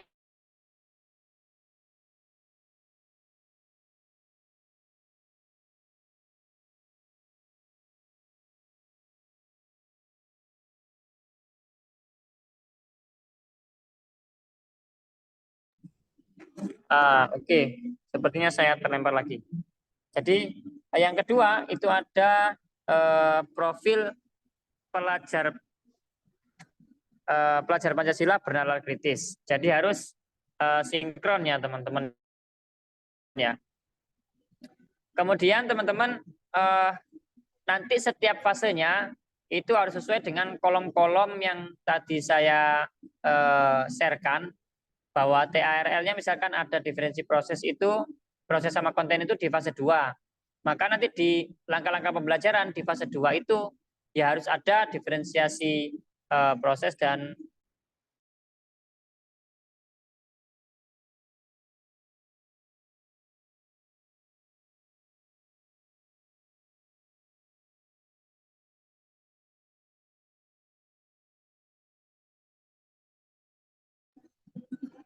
wah sepertinya agak sedikit terkendala sih. Saya ganti hotspot dulu ya teman-teman. Wait.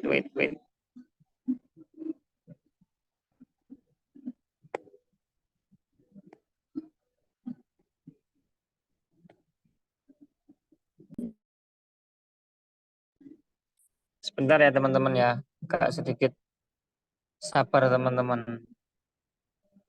Ini wifi-nya tidak bisa diajak kompromi ini.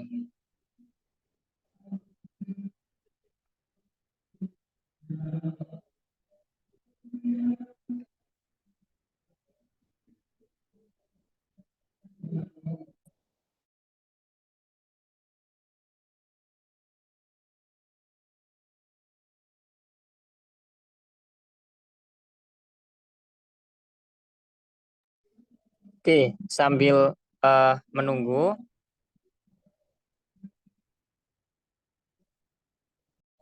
Oke, saya share screen lagi. Saya sudah menggunakan hotspot. Mungkin ini agak sedikit membaik. Semoga demikian. Oke, kita lanjutkan ya. Jadi setiap kolom tadi itu harus sinkron, harus sesuai. Nah, kalau saya misalkan tadi saya menyantumkan bahwa diferensiasi atau TARL-nya itu di fase 2, maka di fase 1 nggak muncul, di fase 2-nya muncul di sini. Nah, ini ada diferensiasi proses.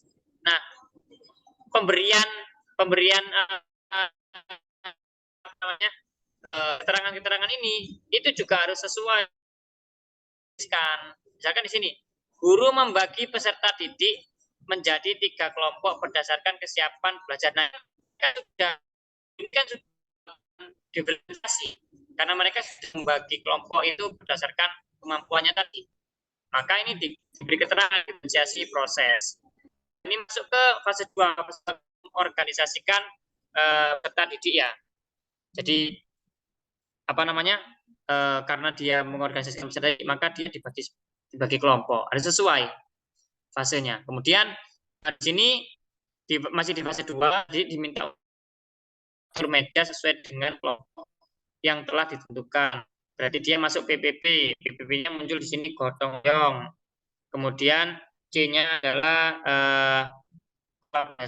collaboration ya, karena dia kan berkumpul, kemudian mengatur tempat duduknya itu mereka berkolaborasi sudah. Kemudian masuk ke diferensiasi proses gitu ya, teman-teman ya. Saya cek dulu, apakah suara saya masih terdengar, teman-teman? Terdengar tapi berbagi layarnya nggak bisa dilihat. Agak putus-putus. Oke, sebentar ya. Saya coba lagi dulu.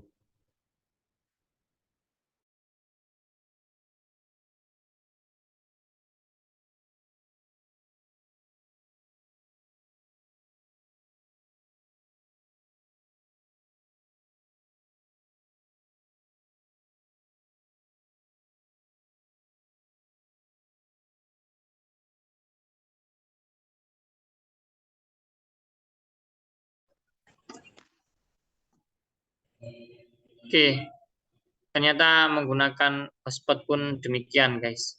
Jadi ya ginilah salah satu kelemahan penggunaan teknologi ya.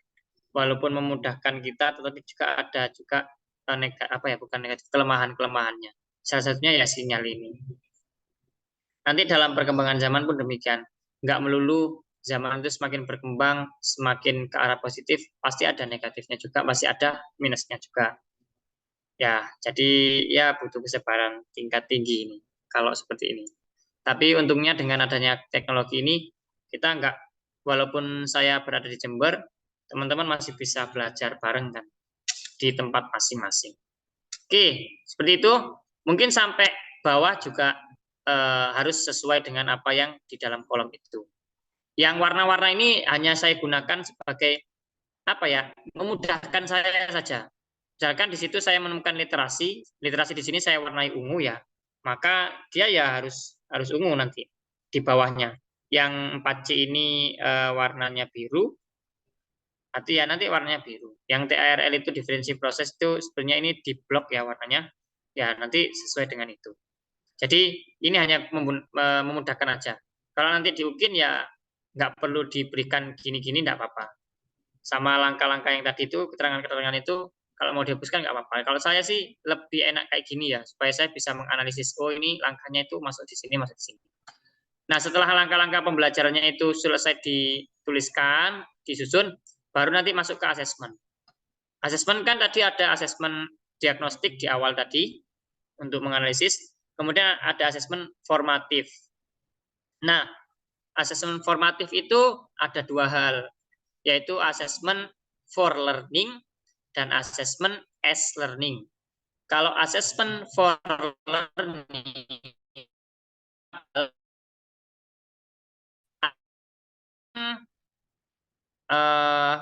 yang digunakan selama proses pembelajaran. Asesmen formatif itu adalah asesmen dilakukan selama pembelajaran, asesmen formatif ya. Di dalamnya ada asesmen for learning sama as learning.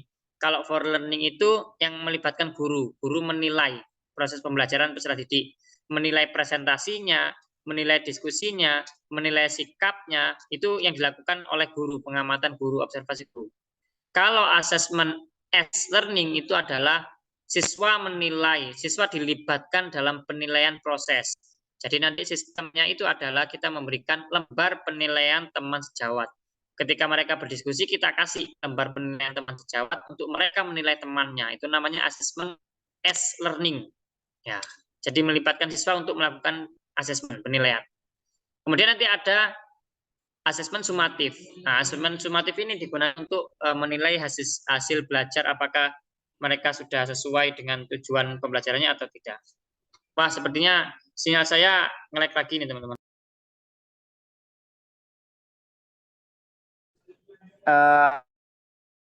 Sepertinya nge-lag lagi ya. Mungkin dari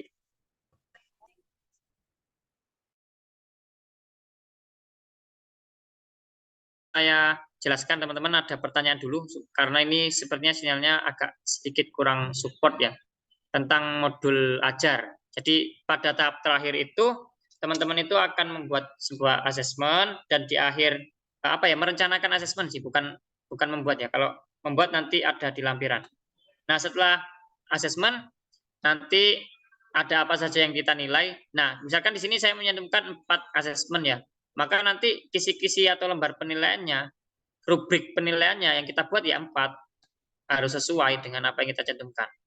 Kemudian di sini pengayaan dan remedial juga harus dicantumkan. Kalau remedi itu mereka yang seperti apa, kemudian soalnya itu digimanakan, kemudian pengayaan itu seperti apa. Nah, tadi yang kurang adalah asesmen sumatif ya, yang belum saya jelaskan. Sumatif itu adalah asesmen yang digunakan untuk menilai atau mengukur mereka itu apakah sudah mencapai tujuan pembelajaran atau belum. Biasanya berupa tes di akhir pembelajaran, atau biasanya ulangan harian, atau biasanya ulangan ujian tengah semester, atau ujian akhir semester, ujian sekolah, itu namanya asesmen sumatif.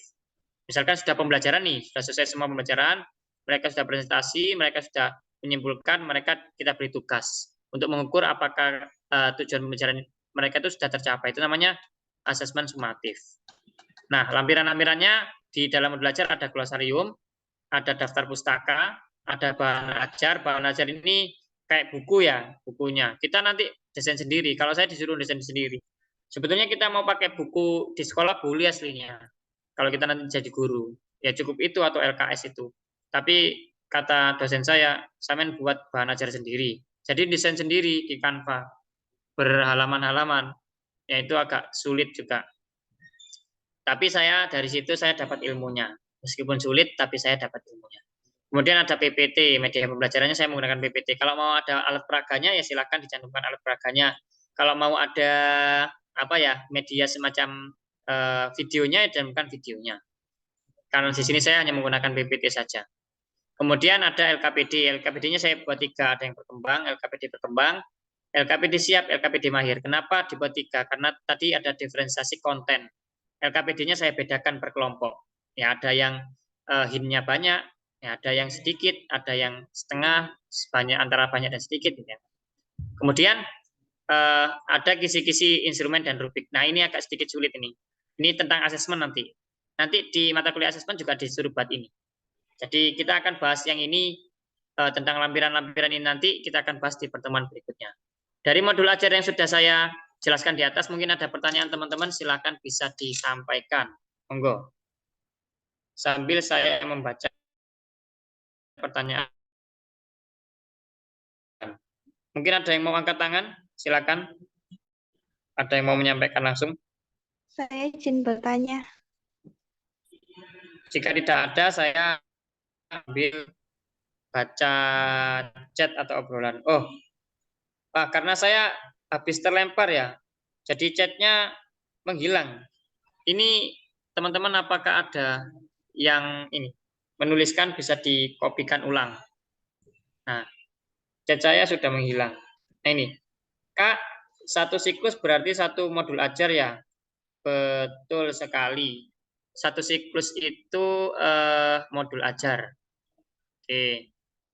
Jadi modul ajar itu termasuk ini ya, termasuk perangkat lengkapnya ya, termasuk lampirannya maksud saya. Daftar pustaka, bahan ajar itu namanya, kalau lengkap sama lampirannya itu namanya perangkat pembelajaran. Kalau modul ajar itu siklus itu ya perangkat pembelajarannya, bukan hanya modul ajarnya. Gitu, teman.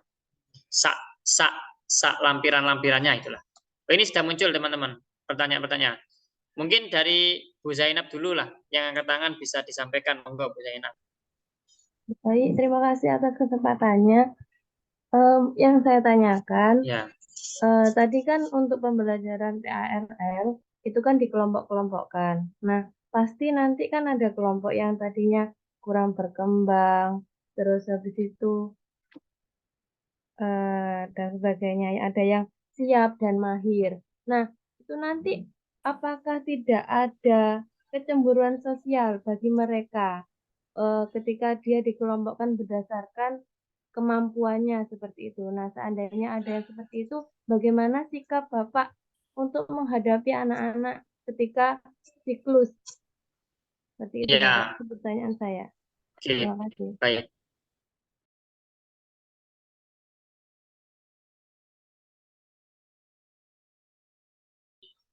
Mungkin ada ini ya, ada kemungkinan mereka akan mengalami kecemburuan sosial itu tadi.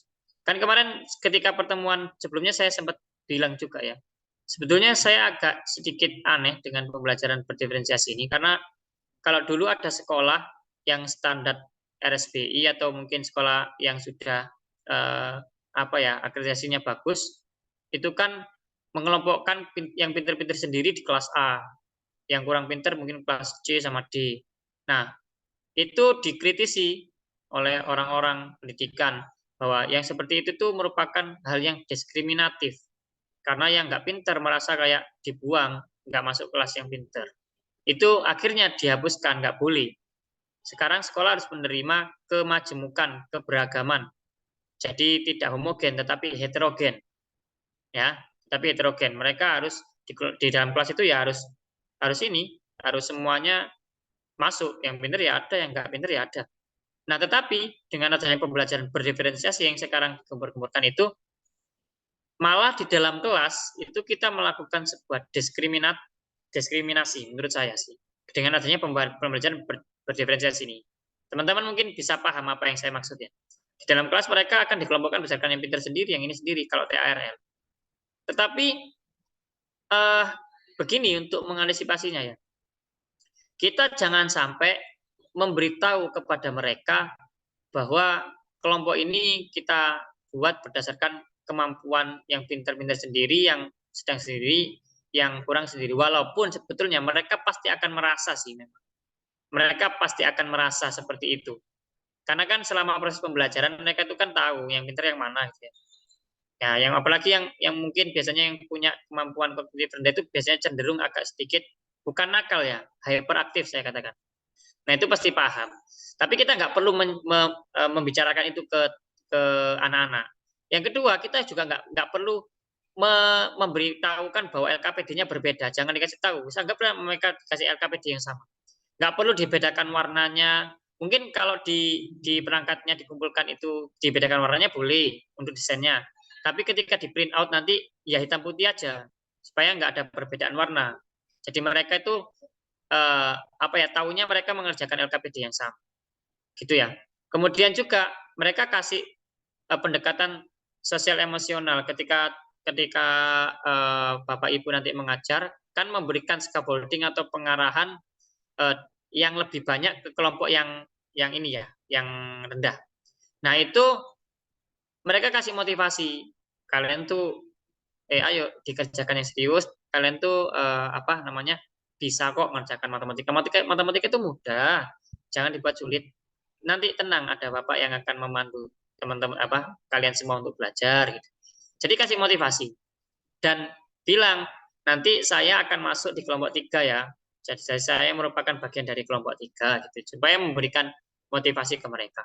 Ya hal-hal demikian itu pasti nanti akan ada kemungkinan saja bisa terjadi. Tetapi bagaimana cara kita menyampaikan dengan baik kepada peserta didik itu ada caranya itu berdasarkan masing-masing orang ya. Kita mungkin memiliki cara yang berbeda-beda gitu. Jadi tetap teman-teman itu seakan-akan tidak memberitahu bahwa ini itu merupakan pembelajaran yang berbasis dengan tingkat kemampuan mereka. Meskipun mereka merasa kok, loh bu, kok kelompoknya kok yang pintar-pintar sendiri, pasti gitu nah adik. Enggak pintar-pintar sendiri. Ini semuanya belajar bersama. Nanti saya akan masuk di kelompok 3 ya. Nah, kurang apa namanya? Kalau mereka nggak bisa itu nanti saya bantu. Kalau kalian nggak bisa, saya pasti akan membantu. Semuanya pasti saya akan bantu gitu. Ya pinter-pinternya kita mengolah kelas, pengkondisian kelas. Karena memang betul teori saja nggak cukup ya untuk menjadi seorang guru, dan ternyata teori yang kita pelajari itu ketika praktek di lapangan PPL nanti itu jauh lebih sulit gitu permasalahannya. Mungkin seperti itu ya Bu Zainab, karena saya sendiri juga pengalaman mengajar itu sangat minim, sehingga kalau saya mungkin diminta untuk mengajarkan teori seperti ini, saya mungkin bisa. Tapi ketika saya melakukan praktek dengan apa yang sudah teori yang saya bisa, itu belum tentu saya bisa melakukannya dengan sempurna. Jadi berkembanglah sesuai dengan pemahaman Bapak Ibu sekalian yang ada di sini, juga belajarlah secara terus-menerus, belajar sepanjang hayat, gimana nanti pengelolaan kelas itu ya juga dari jam terbang. Semakin sering kita mengajar di kelas, semakin kita bisa mengkondisikan anak-anak di kelas itu seperti apa. Nggak usah minder Bapak Ibu yang mungkin dari jurusan non-pendidikan, saya nggak punya pengalaman mengajar sama sekali, nggak usah minder. Ya memang dulu guru-guru yang sepuh-sepuh di sekolah, ya pasti awalnya seperti Bapak Ibu sekalian, seperti kita semua. Tapi lambat laun kita akan belajar, kita akan berkembang. Nah, kemauan kita untuk berkembang itulah yang membawa kita pada kesuksesan kita menjadi seorang guru. Itu ya. Kemudian ini ada pertanyaan, mungkin Bu Zainab nanti jika ada yang kurang jelas bisa ditanyakan di grup. Diskusi refleksi mengajar itu diskusi dengan guru pamong atau rekan. Refleksi mengajar itu dengan rekan-rekan. Yang terakhir itu ya, yang tadi di PPL yang terakhir itu dengan rekan-rekan. Nanti satu siklus itu gini. Siklus itu terdiri dari beberapa kegiatan. Yang pertama penyusunan perangkat pembelajaran mandiri, kemudian kita melakukan pembelajaran di kelas, itu masih dalam siklus. Kemudian setelah itu kita ada refleksi. Refleksi nanti itu setelah kita belajar, kita langsung kumpul dengan guru pamong sama DPL, kita direfleksi, dievaluasi. Nanti kurangnya seperti ini. Kemudian nanti di siklus 2 diperbaiki ya yang ini. Itu masih dalam satu siklus. Itu namanya refleksi dengan dosen dan guru pamong di bagian siklus nanti. Setiap siklusnya ada refleksi itu. Kemudian ada tidak Kak contoh perangkat pembelajaran yang banyak itu? Ada modul ajar dan lain-lain. Ada. Ada di Google Drive itu ya, template-nya. Sesuaikan dengan babnya. Kalau Kak ada nggak yang modul ajar atau perangkat pembelajaran yang bahasa Indonesia yang bab teks deskripsi? Waduh, ya saya nggak bisa. Terus kalau misalkan teman-teman di sini tanya, ada nggak contoh atau perangkat pembelajaran, sampean punya nggak perangkat pembelajaran yang kelas 12 materi ini? Kalau nggak ada mungkin bisa minta tolong dibuatkan ya. Waduh, nggak sempat ya. Jadi format itu silakan disesuaikan dengan bab mengajar teman-teman supaya teman-teman bisa membuat perangkat pembelajaran sendiri. Gitu ya. Kemudian Kak, satu siklus berarti satu modul ajar atau iya betul, satu modul ajar. Beberapa topik atau teman. Kalau modul ajar ya satu pertemuan aja dibuatnya ya. Jangan beberapa pertemuan. Nanti di siklus 2 itu buat modul ajar yang baru. Kalau masih di bab yang sama, berarti tujuan pembelajarannya bedakan, tapi masih bab yang sama. Misalkan tadi yang pertemuan pertama itu siklus 1 itu kita tujuan pembelajarannya menyelesaikan permasalahan SPLDV menggunakan metode eliminasi. Nah, di siklus 2 berarti menggunakan metode substitusi, tapi masih SPLDV. Nah, itu boleh. Tapi perangkatnya pasti berbeda karena metode yang digunakan kan beda. Jadi tetap setiap satu perangkat satu siklus. Siklus 2 perangkatnya beda lagi. Apakah 3 siklus itu berkaitan dengan tugas PTK? Tidak. PTK itu nanti di semester 2. Jadi semester 1 tidak ada PTK. Nanti semester 2 ada 5 siklus. 5 siklus itu berkaitan dengan PTK. Seperti itu. Agak sulit nanti. Ini semester 1 kalau teman-teman sudah merasa bahwa oh ini sangat sibuk sekali gitu ya. Aduh, susah sekali. Belum. Baru awalan, guys. Nanti ada semester 2. Lebih mantap ya. Tapi insya Allah bisa lah teman-teman. Izin bertanya Mas, untuk PPL di sekolah kami jumlah mahasiswa di satu sekolah itu sebanyak 20 orang. Untuk satu bidang studi IPA, apakah ada kemungkinan mengajar IPA di kelas 9-nya nanti? Wah, saya kurang paham ya kalau seperti ini. Bergantung kebijakan dari masing-masing sekolah. Gitu ya. Ini banyak sekali ya PPL-nya di satu sekolah itu 20 orang. Kemungkinan sih punya banyak kelas ya mereka. Misalkan kelasnya sampai J. Jadi per orang dapat satu kelas untuk kelas 7 dan 8. Tapi kalau sendiri ya kemungkinan sih pokoknya satu orang tuh harusnya dapat satu kelas. Karena yang mengajar nanti misalkan kalau satu kelas itu dikelola oleh 2 orang, sampean mau siklus 1 nih misalkan. Babnya SPLDV tentang substitusi. Terus temannya sampean berarti yang eliminasi. Sampean nggak bisa temannya sampean itu harus menunggu siklus sampean selesai baru dia bisa melaksanakan siklus 1. Kalau selagi babnya itu belum selesai dibahas, teman sampean nggak bisa mengajar. Nunggunya seminggu loh. Pergantian bab itu kan atau mungkin pergantian subbab itu kan juga lama, nggak sekali. Nggak sekali 2 kali. Nah, itu idealnya sih satu kelas 1 orang. Ya berarti ada kemungkinan di kelas 9 mungkin bergantung bergantung sekolahnya. Di LPTK saya kok nggak dijelasin gitu ya Mas, langsung tugas presentasi disuruh analisis modul ajar guru pamong dan disuruh presentasikan tanpa ada kuliah awal. Ya begitulah guys. Teman-teman, kan saya bilang kemarin juga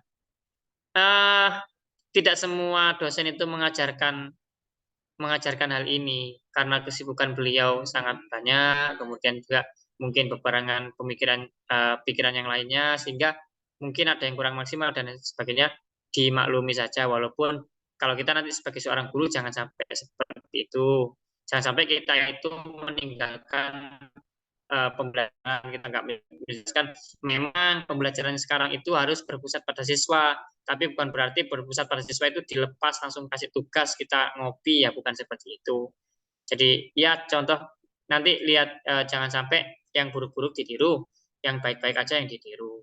Nah makanya dengan adanya pembelajaran dengan seperti ini, usaha teman-teman itu ikut, karena lagi-lagi tidak semua dosen itu di LPTK itu mengajarkan. Beruntung sekali kalau dosennya mau mengajarkan dengan secara detail. Alhamdulillah. Berarti teman-teman mendapatkan LPTK yang tepat gitu ya.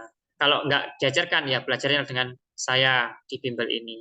Teman-teman ya saya senang saya bisa ketemu sama teman-teman, saya bisa mengajar, karena dengan saya mengajar saya bisa membaca ulang mereview materi yang sudah saya pahami. Mungkin ada yang saya lupa. Karena mengajar pasti kan harus kita belajar dulu. Nggak mungkin enggak. Saya mengajar teman-teman harus saya buka dulu. Nggak mungkin enggak. Saya mengajar teman-teman, saya membuka materi itu. Nah, semoga teman-teman terbantu dengan adanya bimbel yang saya buat ini. Kalau nanti ada hal-hal yang mungkin kurang jelas, mohon maaf karena keilmuan saya juga terbatas. Ya. Kak, nanti materi ini di-share ya. Saya record kan? Ya, nanti saya record. Kak, sudah. Kak, kita tidak perlu melengkapi perangkat seperti Protacil, Prosem ya. Itu tidak. Jadi ya nanti itu tetap mungkin diajarkan ya sama guru pamong gitu ya. Tapi biasanya kalau kita terjun itu di sekolah sudah ada sebenarnya. Kaldiknya sendiri, Prosem atau Promes itu sudah ada sendiri di situ. Kecuali kalau PPL-nya teman-teman itu di sekolah yang mohon maaf belum maju. Promesnya itu nggak ada. Nah, biasanya kita diminta tolong untuk mengerjakan itu juga. Nah, itu di luar LMS, guys. Iya, kalau seperti itu. Kalau teman-teman orangnya yang tipikal nggak enakan, ya sudah, silakan teman-teman itu capek. Jadi, ya terima saja tugas itu laksanakan. Kalau teman-teman itu punya prinsip sendiri, bahwa mohon maaf Bapak Ibu ini dari pihak kampus, dari LPTK, dari PPG itu tidak ada bagian tugas untuk ini. Jadi kami tidak bisa membantu karena saya belum paham bagaimana cara pembuatan seperti ini. Jadi bagian kami hanya sesuai yang tadi, observasi, orientasi, mengajar, melakukan 3 siklus. Itu dijelaskan. Kalau teman-teman nggak mau capek. Kalau teman-teman itu tipikal orang yang nggak enakan, ya itu aja. Ya.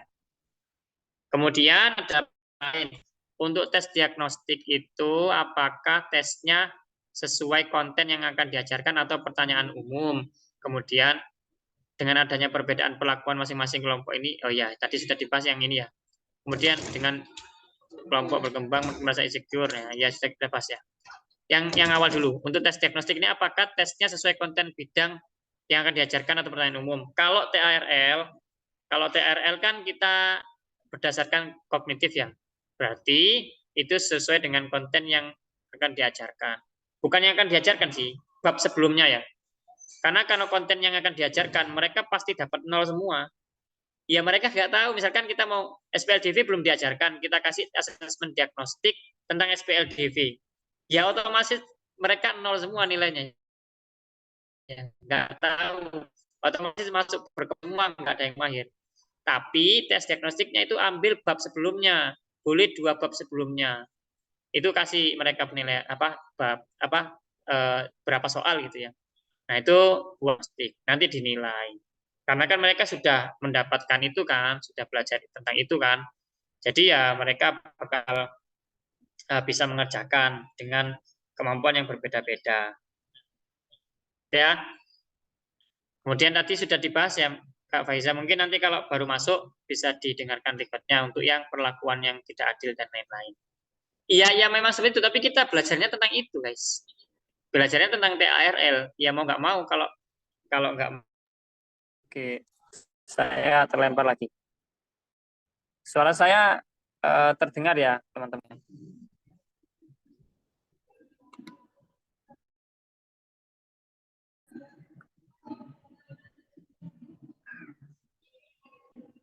Cek apakah suara saya masih terdengar dengan Masih, Kak. Oke, masih ya. Jadi seperti itu teman-teman ya. Sik.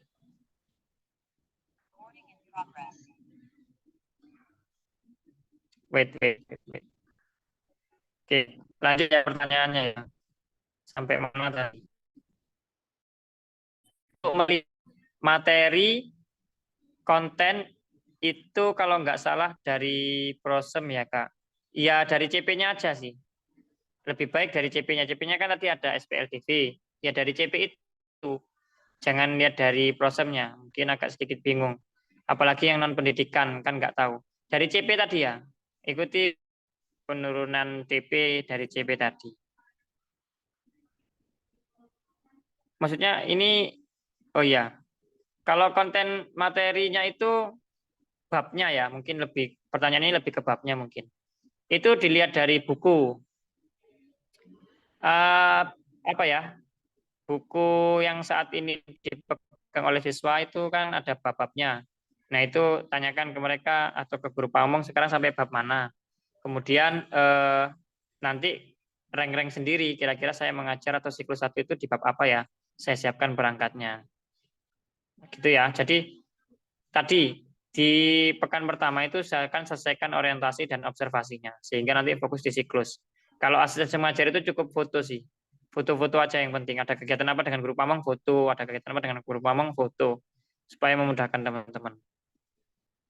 Kak, untuk PPL 1, untuk PPL di satu sekolah itu biasanya ada yang sama jurusannya. Misalkan matematika satu sekolah, 2 mahasiswa atau hanya 1 mahasiswa. Ya ini bergantung kebijakan dari LPTK sih.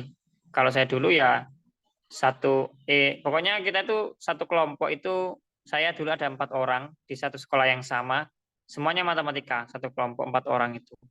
Dan ketika penerjunan di sekolah, ternyata ketemu sama anak-anak PPG dari LPTK lain, dari jurusan IPA ada dari UM 1 orang, kemudian dari jurusan bahasa Inggris ada dari Universitas Jember 3 orang. Jadi kita ketemu sama LPTK lain. Kemudian sharing-sharing lah di situ. Dari sharing-sharing itu saya menemukan bahwa ternyata memang tidak semua LPTK dosennya itu menjelaskan tentang materinya itu, sehingga modul ajar mereka itu agak berantakan sih, nggak sinkron seperti modul ajar kami. Kemudian juga mereka juga kadang masih belum paham perbedaan modul ajar yang TARL dengan modul ajar biasa itu kayak gimana. Kemudian CRT juga kayak gimana. Cenderung mereka itu lebih ke perangkatnya itu melihat karena mereka disuruh nggak dijelaskan, kemudian disuruh membuat, nggak tahu mulai dari mana kan. Akhirnya mereka itu cari di Google, ya. Akhirnya mereka itu cari di Google perangkatnya dari guru-guru yang lain. Nah, kemudian mencontoh itu. Akhirnya formatnya ya agak berantakan dan membedakan mana modul ajar yang TARL dan CRT dan biasa itu akhirnya berbeda apa ya, kesusahan mereka. Tuh. Oke, lanjut. Kak, kemarin kan katanya kakak salah pengeditan kredit siklus 1, 2, 3. Kalau ngajarnya satu kali lalu ditagih LMS-nya di siklus 2, 3 ke isinya. Oh iya, kalau kemarin tuh di semester 1 LTK saya itu salah informasi ya. Dikiranya 3 siklus itu adalah untuk satu kelompok. Jadi kan saya ada 4 orang nih. Jadi kita 3 siklus itu untuk 4 orang itu. Akhirnya ada 1 orang yang nggak melaksanakan siklus sama sekali. Saya melaksanakan 1 kali. Lalu tagihannya diisi apa? Saya isi perangkatnya teman saya, karena kita berkelompok kan. Jadi siklus 1 saya mengajar, saya isi perangkat saya. Siklus 2 saya nggak mengajar, tapi teman saya mengajar, ada perangkatnya, ya tak kumpulkan perangkatnya dia di LMS itu. Yang 3 juga sama, bukan saya mengajar teman saya, perangkatnya teman saya itu yang tak kumpulkan. Itu yang kesalahan informasi dari LPTK ya. Tapi LPTK lain itu 1 orang 3 siklus dan 3 perangkat. Untuk mengajar siklus dalam pembuatan modul ajar, apakah harus menunggu penjelasan dari dosen dulu, Kak? Seperti dalam menyusun asesmen baru melakukan siklus. Untuk mengajar siklus dalam pembuatan modul ajar, enggak harus penjelasan dari dosen dulu. Ya kita yang harus mereng-reng sendiri.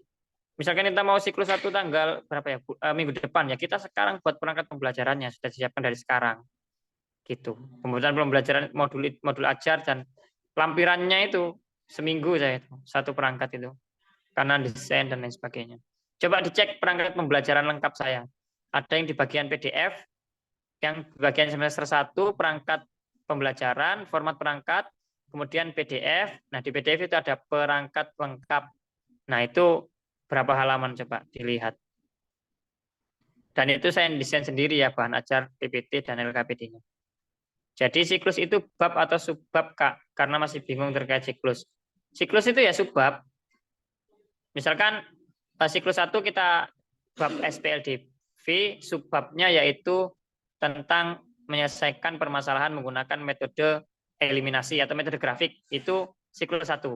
Di siklus 2 masih di bab yang sama SPLDV, tapi subbabnya yaitu menyelesaikan permasalahan SPLDV menggunakan metode gabungan, eliminasi, substitusi. Nah, itu bisa dipakai. Walaupun di bab yang sama, tapi itu bisa dihitung 2 siklus yang berbeda, tapi menggunakan 2 subbab yang berbeda juga, dan perangkatnya juga berbeda. Gitu ya. Bukan berarti 1 siklus harus menunggu pergantian bab, wah lama. Misalkan siklus 1 bab SPLDV, dan kemudian siklus 2-nya nunggu pergantian bab. Nah, 1 bab itu biasanya 2-3 pertemuan. Jadi ada 2 minggu, 2-3 minggu untuk selesai 1 bab. Nah, waktu PPL kan terbatas, berapa hari itu. Nggak cukup kalau nunggu 1 bab. Ya. Kak, dalam menentukan JP-nya dari JP atau jam pembelajaran dari tujuan pembelajaran gimana? Yaitu dari sekolah. Misalkan di jadwal pembelajaran kita cuma dapat 2 jam. Hari Senin matematika ada di jam ke-1 dan jam ke-2. Oh, berarti itu kita dapat 2 JP. Oh, ternyata ada lagi di situ matematika di hari Jumat kita dapat 3 jam pembelajaran. Dari jam ke-5 sampai jam ke-7, 5, 6, 7. Oh, berarti kita 3 JP untuk yang hari Jumat. Itu dari sekolah. Kak, saya lihat di modul jenengan yang ada di Google Drive terdapat hasil pemetaan siswa. Apakah kita perlu memasukkan semua pemetaan berdasarkan gaya belajar, minat, dan pengetahuan di modul ajar? Itu tambahan. Asesmen diagnostik itu kalau mau sempurna ada semua, latar belakangnya ada, minatnya ada, hobinya ada, kemudian juga gaya belajarnya ada, kemampuan kognitifnya ada. Itu kalau asesmen diagnostik secara lengkap. Tapi kalau mau pakai TRL ya cuman diagnostik kognitifnya saja boleh. Tapi kalau situ yang di modul ajar saya, yang di beberapa modul ajar saya sebelum yang ada di perangkat itu di Google Drive ada yang menyantumkan lengkap. Gaya belajarnya itu ada apa saja, kelompok peserta didiknya yang mana saja, itu jadi lengkap. Itu ya asesmen diagnostik. Karena pengetahuan saya semakin berkembang, saya semacam kayak ke-trigger gitu ya. Pas saya nyobalah asesmen diagnostik yang lengkap buat pengalaman aja gitu. Tapi kalau teman-teman nggak mau capek, nggak usah sesuaikan aja. Ngapain capek-capek ya mau cari sempurna itu. Saya cuman iseng-iseng aja kemarin tuh. Tapi iseng-isengnya dengan dalam rangka belajar. Untuk siklus di PPL 1 ini apa harus TRL Kak atau gimana? Iya. Iya, nanti itu teman-teman itu di PPA 1 dan PPDB itu disuruh membuat perangkat tagihannya. Di bab topik 34 kalau nggak salah yang di PPA 1. Topik 3 itu TRL, topik 4 itu kultur salah. Nah, nanti PP apa ya? Kok PP? Ya, PPL 1 itu kan ada 4 mata kuliah wajib ya. Ada filosofi, kemudian ada apa namanya? Asesmen atau PPA, ada PPDB. Nah, PPL itu adalah tempat kita melakukan apa ya? Melakukan praktek langsung terhadap apa yang sudah kita pelajari. Jadi dari matkul PPDB itu kan profiling, nanti ada profiling peserta didik. Kita diminta untuk menganalisis karakteristik peserta didik masing-masing. Itu di mata kuliah pemahaman. Nah, menganalisis peserta didik kan itu berkaitan dengan asesmen diagnostik. Nah, nanti di PPL harus menerapkan itu. Kan di PPDB itu disuruh membuat itu. Nah, itu sinkron ya, tugas kalian itu sinkron dengan PPL. Ada yang di PPDB itu di matkul pertama bagian elaborasi kalau nggak salah topik 1 itu diminta untuk menganalisis modul ajar dari menganalisis bagaimana guru pamong mengajar. Lah, itu kan berkaitan dengan PPL. Jadi semuanya sinkron nanti dengan PPL. Termasuk kalau nanti muncul di PPA sama PPDB itu muncul tentang TRL dan CRT, kemungkinan besar teman-teman itu prakteknya ya tentang itu. Itu sinkron ya. Kemudian Kak tanya lagi, jika kita melakukan diagnostik awal sebelum materi baru, nah itu setelah melakukan diagnostik kita lanjutkan materi atau gimana ya Kak? Apa harus melakukan diagnostik? Tes diagnostik itu bisa dilakukan di luar pembelajaran. Misalkan ya,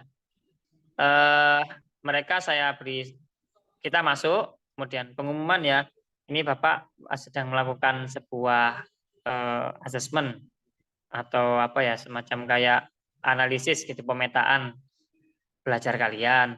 Nah, ini ada soal yang harus kalian isi. Nah, silakan kalian bisa mengisi. Setelah mengisi waktunya 20 menit ya, saya tunggu. Kalau sudah dikumpulkan sebisanya aja kalian gimana isinya. Setelah itu selesai ya. Terima kasih. Nanti kita ketemu di pembelajaran berikutnya. Kalau kita misalkan ada jam kos ya, masuk aja di kelas itu. Atau izin ke guru yang pengampu mata pelajaran yang pengen kita kita jadikan tempat asesmen. Bapak Ibu, mungkin saya bisa masuk 20 menit untuk melaksanakan asesmen diagnostik boleh. Atau teman-teman asesmen diagnostiknya misalkan di pertemuan pertama saya mau ngasih asesmen diagnostik, ya sudah pertemuan pertama jangan dibuat siklus. Pertemuan pertama lakukan pembelajaran berdasarkan babnya di situ apa, kemudian kasih asesmen diagnostik di situ. Nah, jadi pertemuan pertama itu jangan dibuat siklus. Pertemuan pertama gunakan untuk perkenalan, kalian siapa dan dari mana dan lain-lain.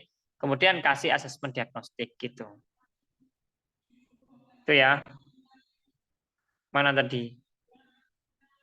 Sampai mana tadi?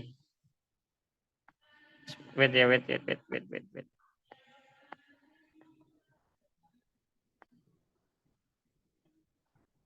Ada buku pedoman pembuatan modul ajar dan perangkat pembelajaran lain yang bisa di-share? Tidak ada. Saya pun belajarnya ya langsung dari template dari kampus ini sama belajar otodidak. Saya tidak punya lagi semacam kayak pedomannya. Nggak ada. Nanti mungkin kita lanjutkan di pertemuan berikutnya kalau masih ada yang kurang jelas. Teman-teman sambil mencoba buka ya modul ajarnya. Nah, dari membuka itulah teman-teman itu akan membaca. Dari membaca itulah teman-teman pasti akan menemukan hal yang kurang paham. Kalau ada yang kurang paham itulah teman-teman itu harus sampaikan ke saya, nanti saya jawab. Kak, satu siklus tadi kan satu modul ajar.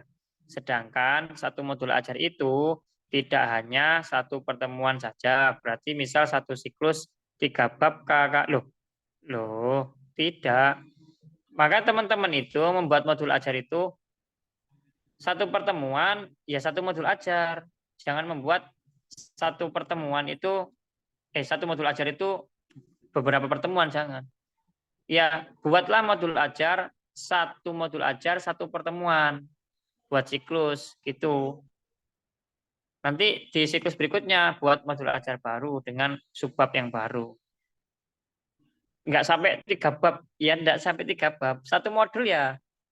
Satu modul satu pertemuan, bukan 3 bab. Kalau 3 bab kan UTS itu kan 2 bab ya. Kalau kita buat satu modul ajar isinya 3 bab, habis sampai UTS. Gitu.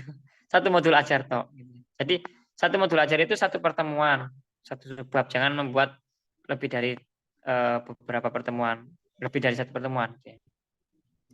Kak tanya lagi, jika kita melakukan diagnostik awal sebelum sudah. Kak lewat Google Form boleh Kak? Boleh. Asesmen diagnostik itu bisa dilakukan melalui Google Form.